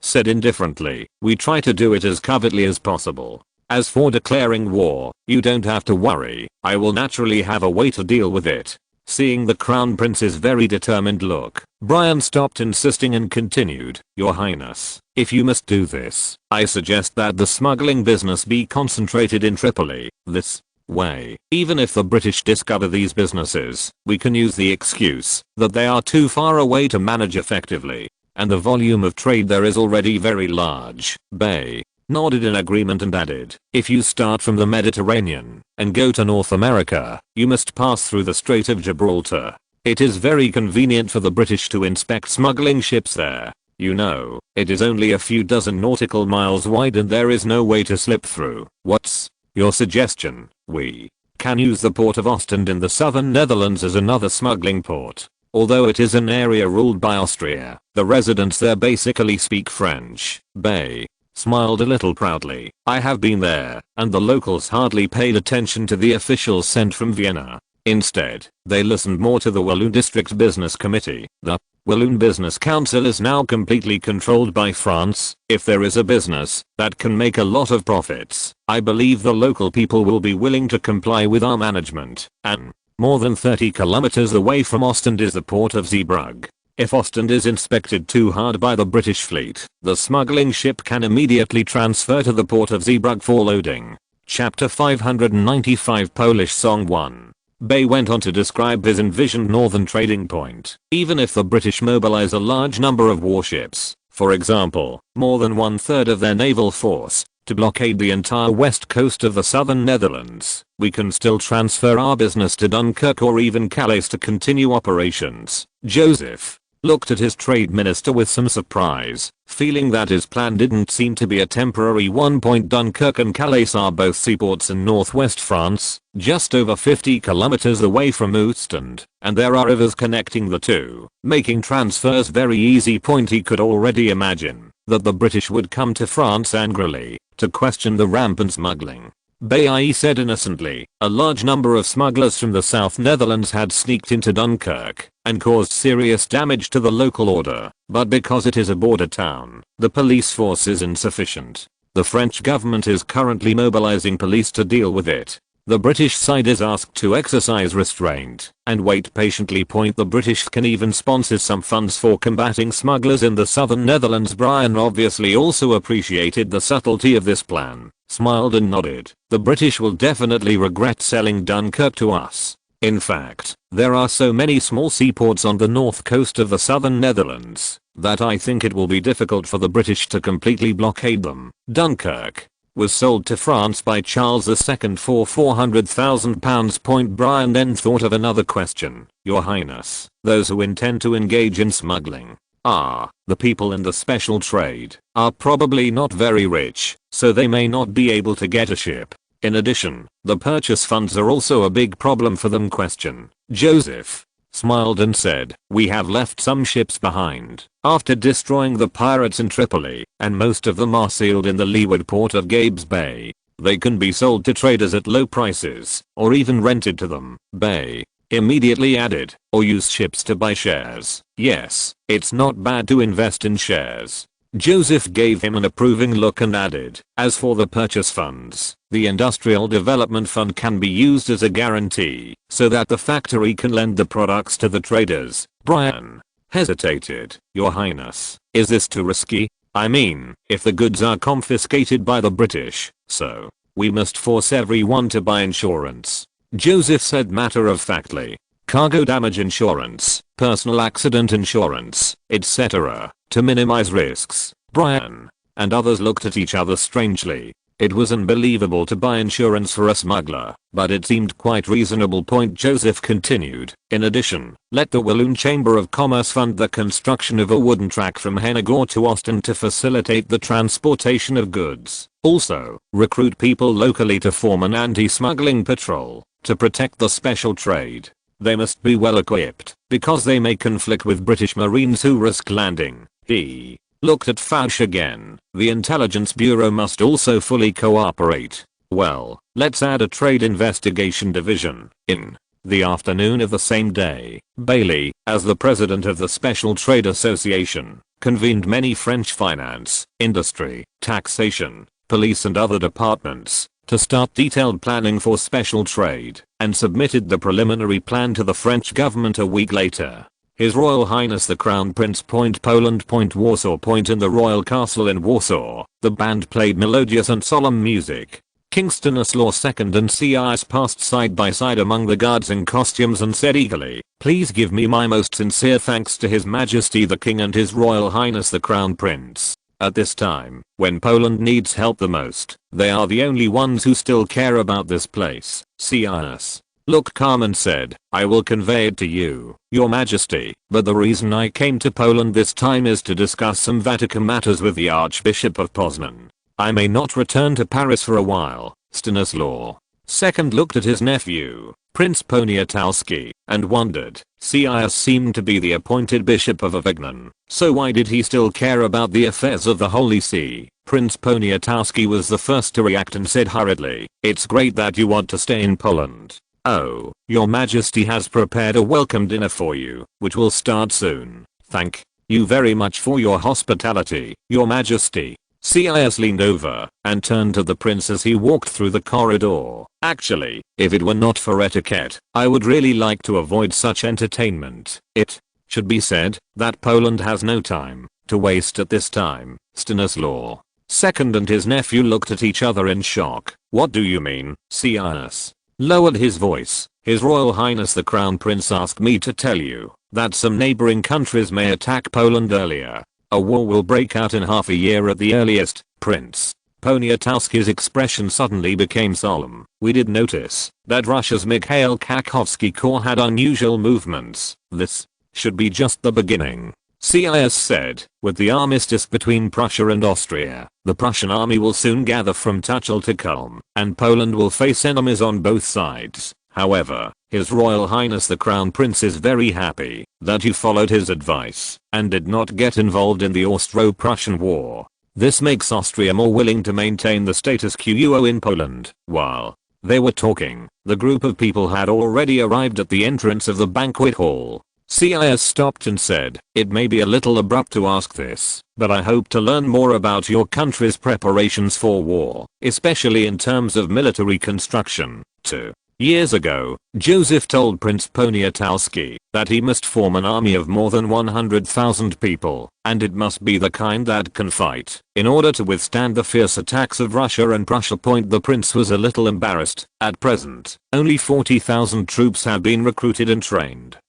But the of the Polish people for joining the army is still very high, Stanislaw II added in a low voice. It's just that training and funding issues restrict us. SYNOPSIS was obviously quite dissatisfied with the progress of such preparations, but if Joseph were here, he would probably praise Prince Poniatowski. Historically, until the second partition of Poland began, the main Polish army had only 30,000 people, plus some volunteers. Under his own warning, they have formed an army of 40,000, and it is 2 years earlier than in history. SYNOPSIS said seriously, "Your Majesty, it seems that you must speed up." Regarding the issue of military expenditure, His Royal Highness the Crown Prince suggested increasing the mining of the Tarnowsk Mountain silver mine. As far as His Royal Highness knows, the mining scale there has not yet reached 20% of the maximum output. Chapter 596 Polish Song 2. Although Poland has a vast East European plain, rich mineral resources, and convenient inland shipping, it has been ruined by an extremely stupid political model. At present, Poland has almost no decent industry. The financial pillar is grain exports, but due to the serfdom, the grain output is not particularly high.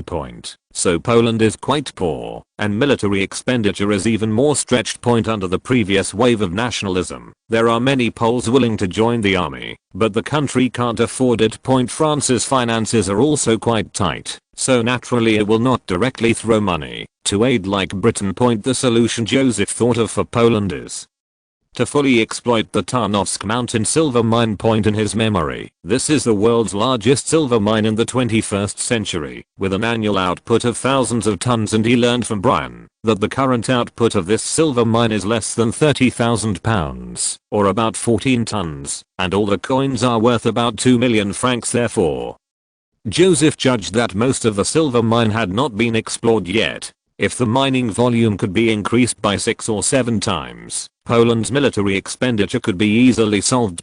This time, he even asked SYNOPSIS to bring several French geologists to Poland. When the new mine begins to be excavated, France can also invest in shares and make some extra money. Prince Poniatowski heard this, but shook his head helplessly. You may not know much about the situation in Krakow. We have mined all the places that can be mined there. There are indeed many places around where mineral layers have been found, but the mineral veins there are deep, and underground tunnels need to be dug for mining. There is a lot of groundwater in Krakow. After the tunnel is dug, it will be submerged by groundwater in 3 or 4 days at most. This is beyond SYNOPSIS' professional scope, so he had no choice but to say, "I will consult Mr. Pesh about this matter." Pesh was the geologist who came with him to Poland. The dinner ended quickly, and the next day Stanislaw II and his nephew took SYNOPSIS to the military camp to visit Poland's most elite infantry division. In the camp, thousands of soldiers fully equipped with Prussian equipment lined up in neat square formations for inspection. An officer with a high nose and tough facial lines waved his sword and shouted, "Begin." The surrounding military music sounded immediately, and the soldiers began to demonstrate the transformation from square formation to charge column. The whole process was quite fast and neat, reaching the level of the old French army. Prince Poniatowski pointed to the officer and introduced CIS. His Royal Highness the Crown Prince once recommended General Tadeusz Kościuszko to me. Oh, he was only a lieutenant colonel at that time. So I tried to hand over an army to him. Obviously, your highness is right. General Kościuszko quickly demonstrated his talent for command, and has now been promoted to lieutenant general, serving as the commander-in-chief of the 3rd Royal Infantry Division guarding Wałin. Wałin is a strategic location in south-central Poland, where 60% of the Polish army is stationed. In other words, Kościuszko is now almost the second in command of the Polish army. This Polish national hero, who has never lost in the 2 melons, was reused 2 years earlier under Joseph's intervention. With these 2 years of running in with the army, I believe he will be able to play a stronger role in the fight against aggression. Prince Poniatowski continued, of course, except for the 2 royal divisions.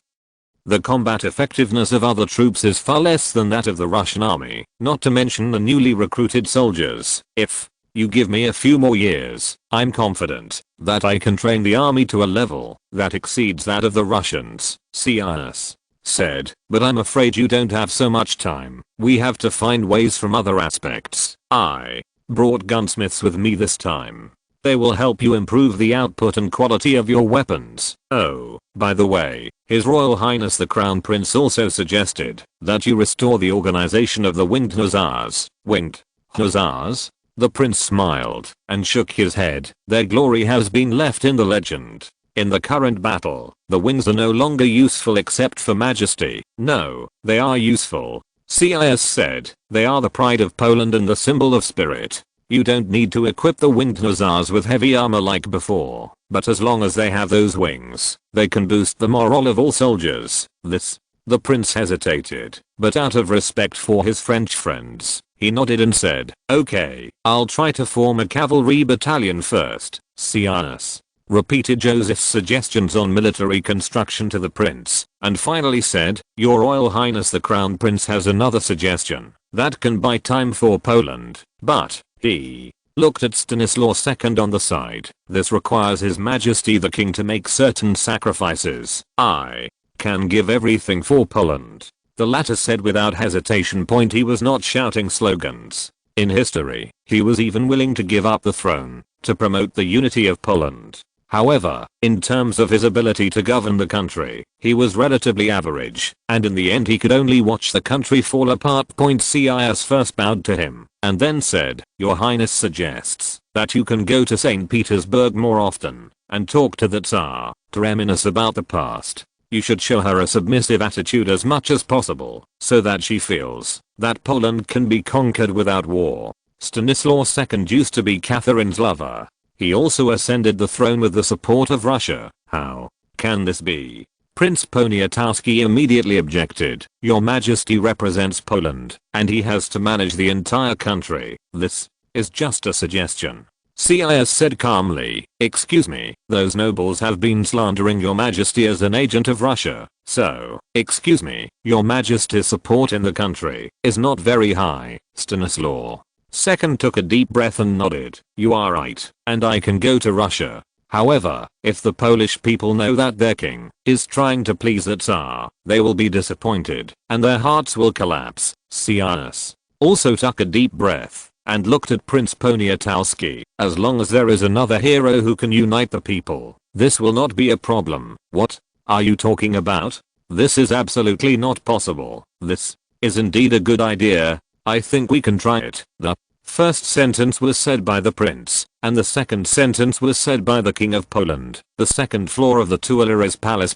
Joseph frowned slightly as he looked at the report that CIS had just sent. No wonder the mining rate of the silver mine in Tarnowsk Mountain is so low. It turns out that the Poles have tried it. He found the exploration conclusion attached to the report. There is still serious water seepage at a depth of 80 meters in the underground tunnel. Although the silver reserves are high, it cannot be mined if it is just groundwater. Joseph suddenly thought of something and asked Emin to find a geology expert from the University of Paris. 2 hours later, an old scholar in his 50s or 60s sat opposite Joseph, looked at the exploration data, and shook his head and said, "Your Highness, according to the amount of water here, it is impossible to drain it with the current equipment. Although the steam engine is nominally capable of pumping water from a depth of 90 meters, that is a conclusion drawn in a laboratory environment."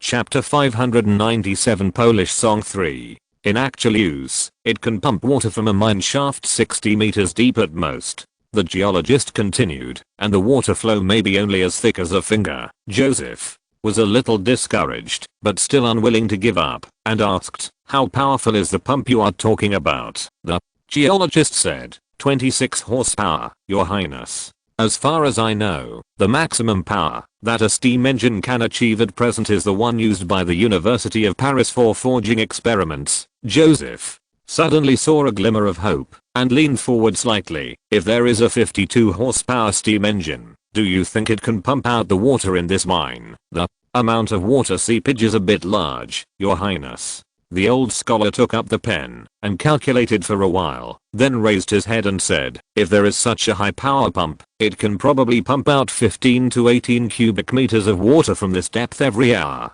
Oh, in fact, more than 40 horsepower is enough." Joseph's eyes lit up immediately, and he looked at the exploration data. "In other words, 6 or 7 pumps can drain the groundwater here." "That's right, Your Highness. But I must remind you that there is no such high power steam engine yet." Joseph smiled. "No, Mr. Prinwan, there is already one." He was worried that the latest LJ52 of the United Steam Engine Company had no market, but he found a place for it in the silver mines in Poland Point, and the mining area is used for long-term continuous water pumping, so it is easy to find problems with the steam engine point. It's really killing 2 birds with 1 stone. After the geological experts from the University of Paris left, Joseph continued to read CIS report. The size of the Polish army must be expanded by at least 60,000. Recruiting and training in 1 year may be a bit tight, or even only half a year. Joseph first thought of letting Polish soldiers come to the Lion Military Technical School for training, but immediately shook his head and denied it. Point not to mention the Lion Military Academy. The 3 basic military colleges in France combined are far less than the capacity of 60,000 people. Point, and this is obviously telling the world that France is determined to protect Poland. This will put France in a very unfavorable diplomatic situation. Is there a way to train soldiers and save money? Perhaps. Inspired by the solution to the silver mine problem, he felt a lot lighter in his mind, and soon thought of such a place. His Majesty Leopold II will definitely be very happy. Joseph smiled, picked up the report, and continued to read down. Stanislaus II has agreed to go to St. Petersburg and appointed Prince Poniatowski as the hetman and the second royal minister. Hetman means Grand Commander in Polish, similar to the French Minister of War, and the royal minister is the Prime Minister of Poland. Point, in other words, Prince Poniatowski has become the second most powerful person in Poland. Point. Joseph nodded slightly. Stanislaus II was indeed very magnanimous. Knowing that he was limited in his ability, he was willing to hand over power to his nephew. Point. He then signaled to Emin, who was standing at the door, "Please inform Mr. Virine and ask him to prepare to go to Poland." Virine was the full-time makeup artist of the crown prince, but Joseph did not like the heavy makeup of the Parisian aristocracy, so he was almost semi-unemployed. At this time, he was finally able to use his professional skills. CIS also mentioned at the end of the report that Poland had done a lot of practical work in the past 2 years. For example, the Great Sejm, that is, the Polish parliament, formally established the Federal Military Committee, persuaded the Russian troops in the country to withdraw completely, imitated France to conduct the first census in Polish history,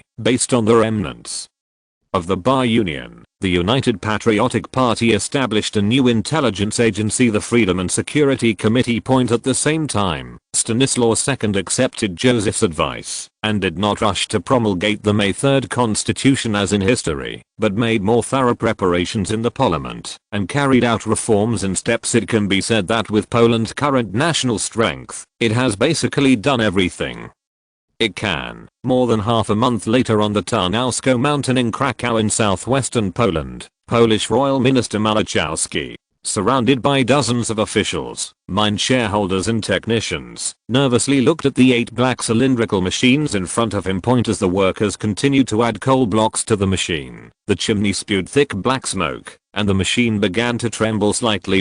Without any warning, water suddenly came out of the copper pipe on the side of the machine, and flowed down the mountain along the drainage ditch that had been dug long ago. Everyone looked at the surging water and cheered. Thank God. This thing really pumped out the water. It's a miracle. It's more than 80 meters deep. Look at the water flow. I estimate that the water in the tunnel can be pumped out before dawn tomorrow. Yes, we can continue digging down soon. Malachowski nodded excitedly to Sander beside him. Congratulations, Mr. Sander. Your outstanding work is a miracle. It should be congratulations to us. Sander smiled. And this is not just my credit. The miracle belongs to LJ52. After receiving the instructions from the Crown Prince, he immediately returned to the company from Brittany and rushed to Poland with all 8 high-pressure steam engines in stock. After intensive construction, LJ52 used its terrifying power to pump out the groundwater that had accumulated in the mine for more than 100 years. Malachowski took the wine from the servant and handed it to Sander. Yes, congratulations to us. Cheers to the Paris Mining Development Company, Sander. And everyone raised their glasses together. Cheers to the Paris Mining Development Company. The so-called Paris Mining Development Company was just established by Joseph to invest in the Tarnowsk Mountain silver mine. The company purchased 8 LJ52 high-pressure steam engines from the United Steam Engine Company and invested 1 million francs in the silver mine, thereby obtaining a 40% stake in the silver mine. It cost 500,000 to buy the steam engine, and with other technical equipment, the mining development company invested more than 1.6 million francs. The annual output of the mine is 2 million francs, which can be recovered in 2 years. This deal can be said to be a big profit. The Polish government is also happy to facilitate cooperation. First, the French company promised to increase the output of the mine by at least 3 times. If it can be achieved, it will make a huge contribution to Poland's finances. Second, even if the goal is not achieved, the 1 million francs in cash can help the Polish government solve many problems, and it can also be used to make friends with France. At present, it seems that the groundwater has been successfully pumped out, and the Polish government has also made a lot of money. After watching the pump running stably for an hour, the Polish royal minister enthusiastically signaled to the manager of the mining development company and Sander and others, "Gentlemen, the celebration banquet is about to begin. Let's go back." After the banquet, we still have a follow-up cooperation agreement to sign. Chapter 598 Polish Song 4. In the follow-up agreement between Poland and the Paris Mining Development Company, the former will promise to ensure a sufficient number of workers in the mine, purchase 20 LJ52 steam engines, and supporting maintenance services according to the assessment of the geologist Mr. Pesch. Less than 10% of the silver mines are currently developed. In fact, this is Joseph's assessment.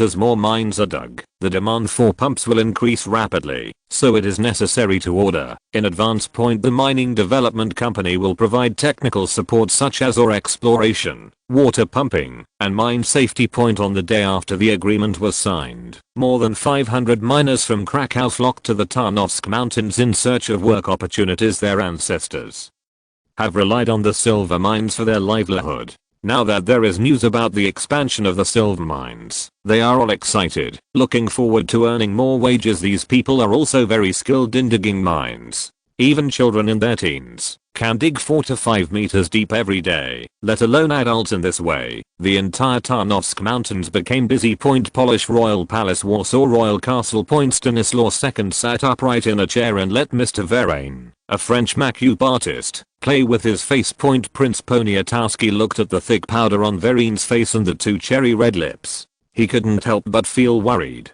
It was hard to imagine what his uncle would look like later. He turned his face away in embarrassment and continued to report. Count Mawackowski has just sent back the news that a new mine has been successfully excavated in Tarnowsk Mountain, and the ore there is very thick. He estimates that this year's silver mine production will be increased to PLN 8.4 million. Stanislaw II immediately took a breath and turned to look at the prince, causing the makeup artist to draw a slash at the corner of his mouth.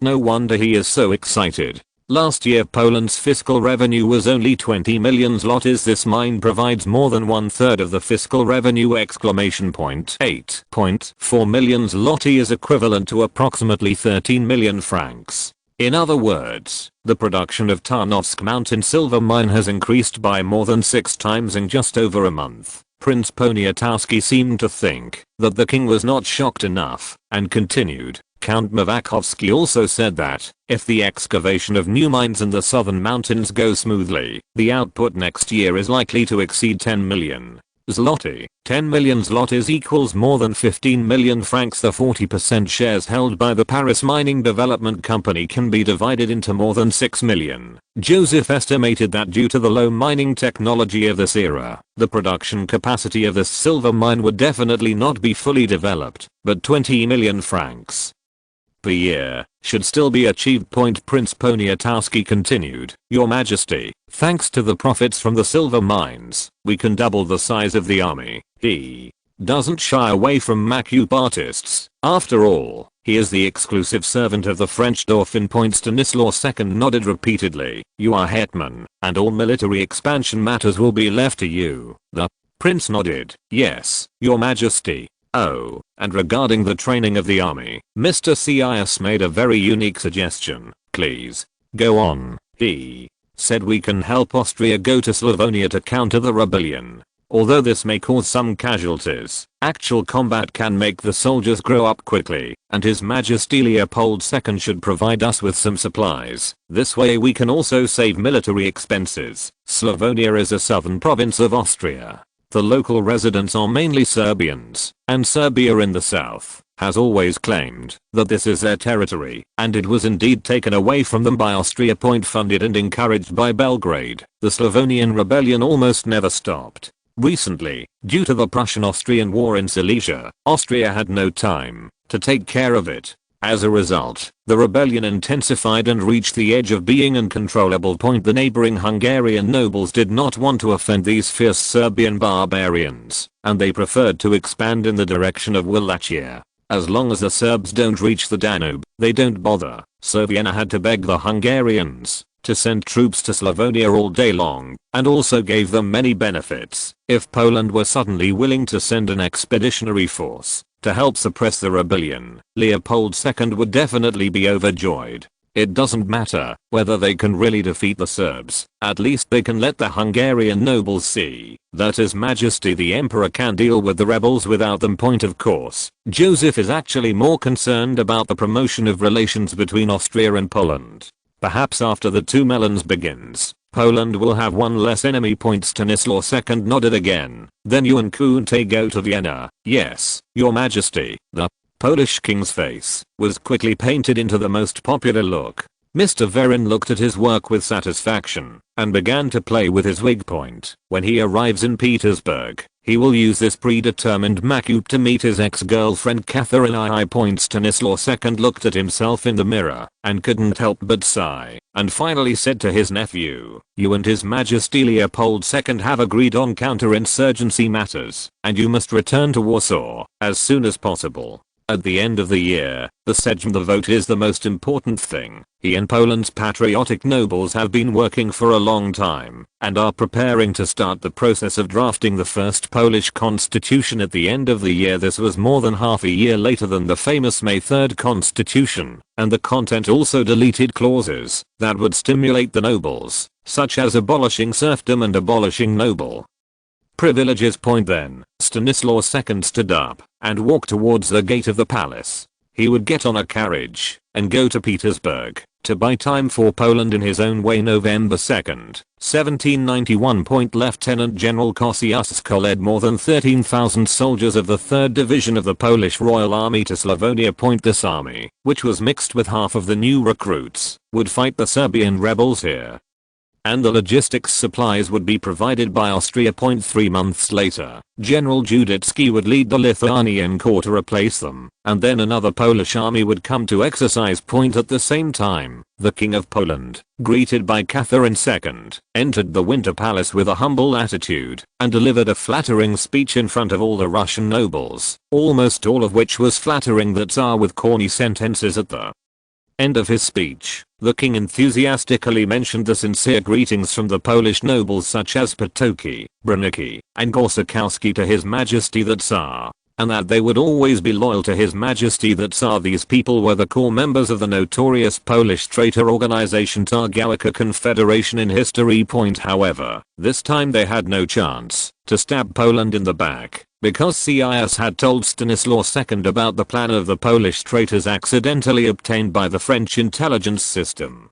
Chapter 599 Polish Song 5. Under Stanislaus II's advance arrangements, the news of his interview with the Tsar occupied the headlines of major newspapers in Petersburg that day, and many newspapers even published his disgusting speech in its entirety. Petersburg suddenly became happy. Although the Russians have always felt that Poland was their little follower, it was completely different for the King of Poland to come in person and show an extremely humble gesture. Catherine II was obviously very satisfied with Stanislaus II's attitude. She praised him greatly and hosted a sumptuous dinner for him. However, the elegant young man next to the Tsar always stared at the Polish king warily. Every time the latter got a little closer to Catherine II, he would use various methods to stand between the two. Stanislaus II was very polite to him and gave him many expensive gifts. The King of Poland knew that this man was the biggest obstacle to his trip. Catherine II's current lover, Platon Zubov. He seemed to be very patient.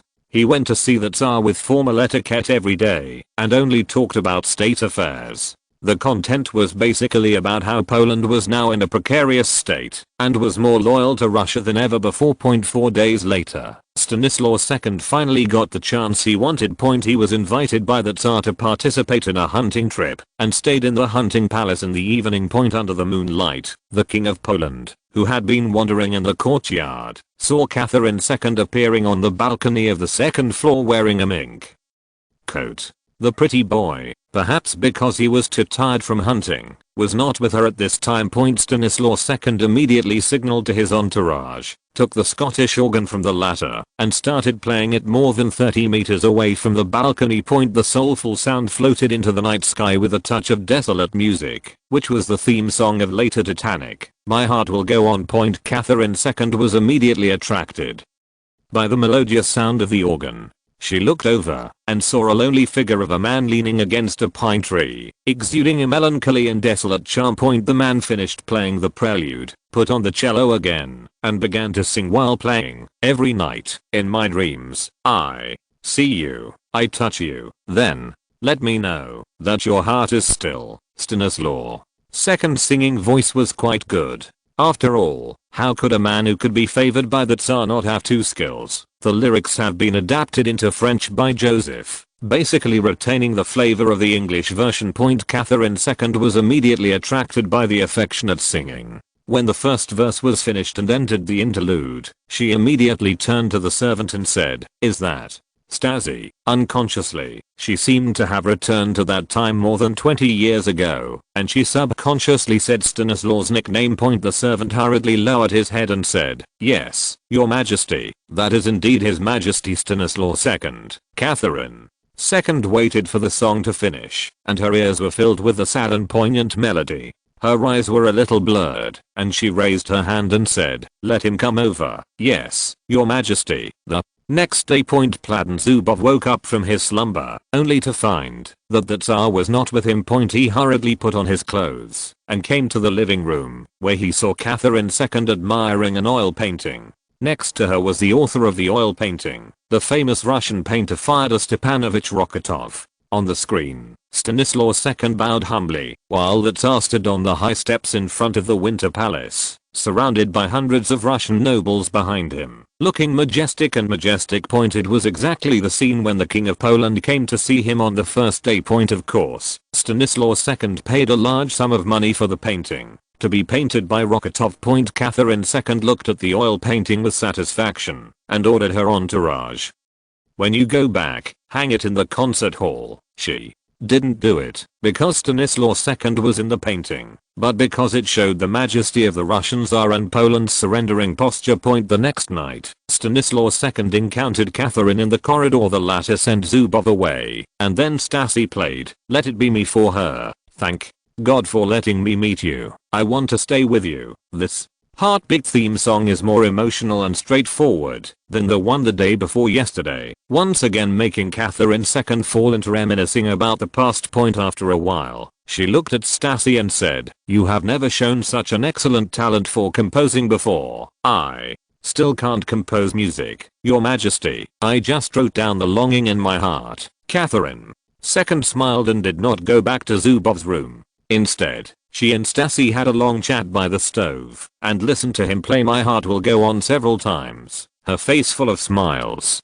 the color of remembrance. Stanislaus II did not expect it to go so smoothly. You know, His Royal Highness the Crown Prince has prepared 7 extremely romantic songs for him, each of which is so touching that it can be called a masterpiece handed down from generation to generation. In the end, I only used the second song, and it was done. After that, although Catherine II still favored Zubov alone, after all, the old bacon in his 50s definitely didn't taste as good as the fresh meat in his 20s. But she would summon Stassi every now and then to listen to his moving music and relive the romantic times of the past.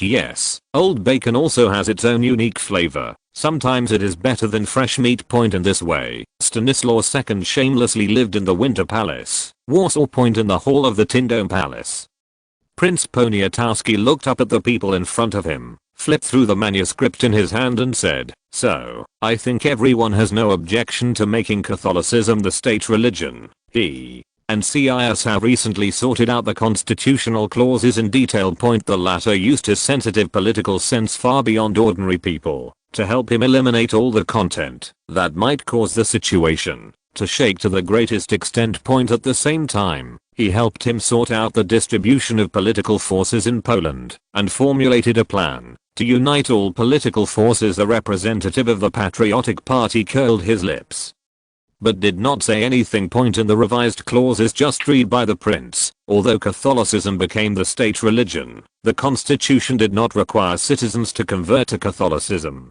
Protestantism, Orthodoxy, and even Islam are all allowed. Because of the state religion, the Vatican has promised to provide Poland with 250,000 skudas in aid. This is approximately equivalent to 1.1 million francs. This is definitely a huge sum of money for the stingy Vatican. It shows how satisfied the Vatican is with Poland becoming the spear of God again. Chapter 600 Polish song ends. The patriots received 200,000 zlotys from this fund, so they temporarily stopped mentioning their religious freedom doctrine. Prince Poniatowski nodded with satisfaction and continued, "Regarding the estates of the nobles, as long as they are virtuous and are defenders of freedom and the constitution, we should recognize their legitimacy and ensure the safety of the land and all other property." His words were immediately praised by the members of the conservative noble group, the Hetman Party. A Hetman Party leader from Ukraine reminded, "Your Highness, there are also noble privileges." "Yes, privileges." Prince Poniatowski signaled the patriots with his eyes to be patient, and then said, "For those harmless privileges, I think they can continue to be retained. And which privileges will endanger other citizens will be decided by the vote of the Great Sejm." This set of rhetoric was taught to him by CIS. First of all, the conservative nobles must be stabilized, otherwise the constitutional alliance is likely to break up. The conservatives occupy more than a quarter of the seats in the Great Sejm. In fact, the constitutional promise to protect the privileges of the nobles is almost useless, as long as the Great Sejm passes a bill in the future and determines that a certain privilege is harmful. It can be abolished by constitutional provisions. The senior leaders of the Hetman Party looked at each other, and no one raised any objections, which was regarded as approving this clause. The prince looked at the next item in the manuscript. Mr. Kunte proposed that all Polish citizens enjoy equal status. "I suggest that it should not be involved in this legislation for the time being." The Patriot Party immediately protested. "How can this be done? If even equality cannot be achieved, then what is the meaning of the existence of the Constitution? You are depriving the rights of the people who should be protected by the constitution the most. The prince raised his hand and pressed down, saying, "We should avoid causing too much impact on the country. And this is just a conceptual proposal. The constitutional protection of citizens' lives and property safety. Citizens can freely purchase land, and any citizen has the right to serve as an officer or government official. These provisions will be retained." The Patriot Party also came on the principle of unity and cooperation as much as possible this time, and immediately fell silent again. If ordinary citizens can be guaranteed everything from personal safety to property, and then to holding public office, then they basically enjoy most of the equality, and the aristocracy can have some advantages in etiquette and harmless privileges. Joseph knew very well how much hatred the phrase "all men are born free and equal" would bring in Europe today. Historically, it was because of this clause in the May 3rd Constitution that Poland lost the support of almost all countries, except France, which had already made a great revolution at that time. So he had previously emphasized to SYNOPSIS that he must not let the Poles set this flag. "Then, we will finalize the terms of the Sejm." Prince Poniatowski looked at everyone. "The voting method of the Great Sejm adopts the majority voting system. No one can veto." In fact, he had previously made a decree with the king to suspend the right of free veto under Joseph's suggestion, stipulating that the veto should not be used within 3 years. This also greatly reduced the resistance to the Polish constitution. And now, this clause will be officially added to the constitution. Those who can come to the Tin Dome Palace are all progressive factions in Poland, and they have long hated the veto. There was a burst of approval around. Then Prince Poniatowski read out the clauses about the election of Sejm members and curbing vote buying, and then closed the manuscript in his hand. Compared with the May 3rd Constitution in history, he did not mention radical clauses such as abolishing serfdom, abolishing the election of the king, and changing it to hereditary, establishing a Polish government with separation of powers, and paying tithes for military expansion by nobles and clergy. These contents are actually just the fantasies of Polish idealists. For example, the last clause, noble tithe, not only failed to collect much money after implementation, but also pushed most of the nobles and clergy to the opposite side of the government. After Joseph's simplification and SYNOPSIS fine-tuning, the constitution abandoned these unrealistic contents, and the impact on Poland will be greatly reduced. December 6, 1791.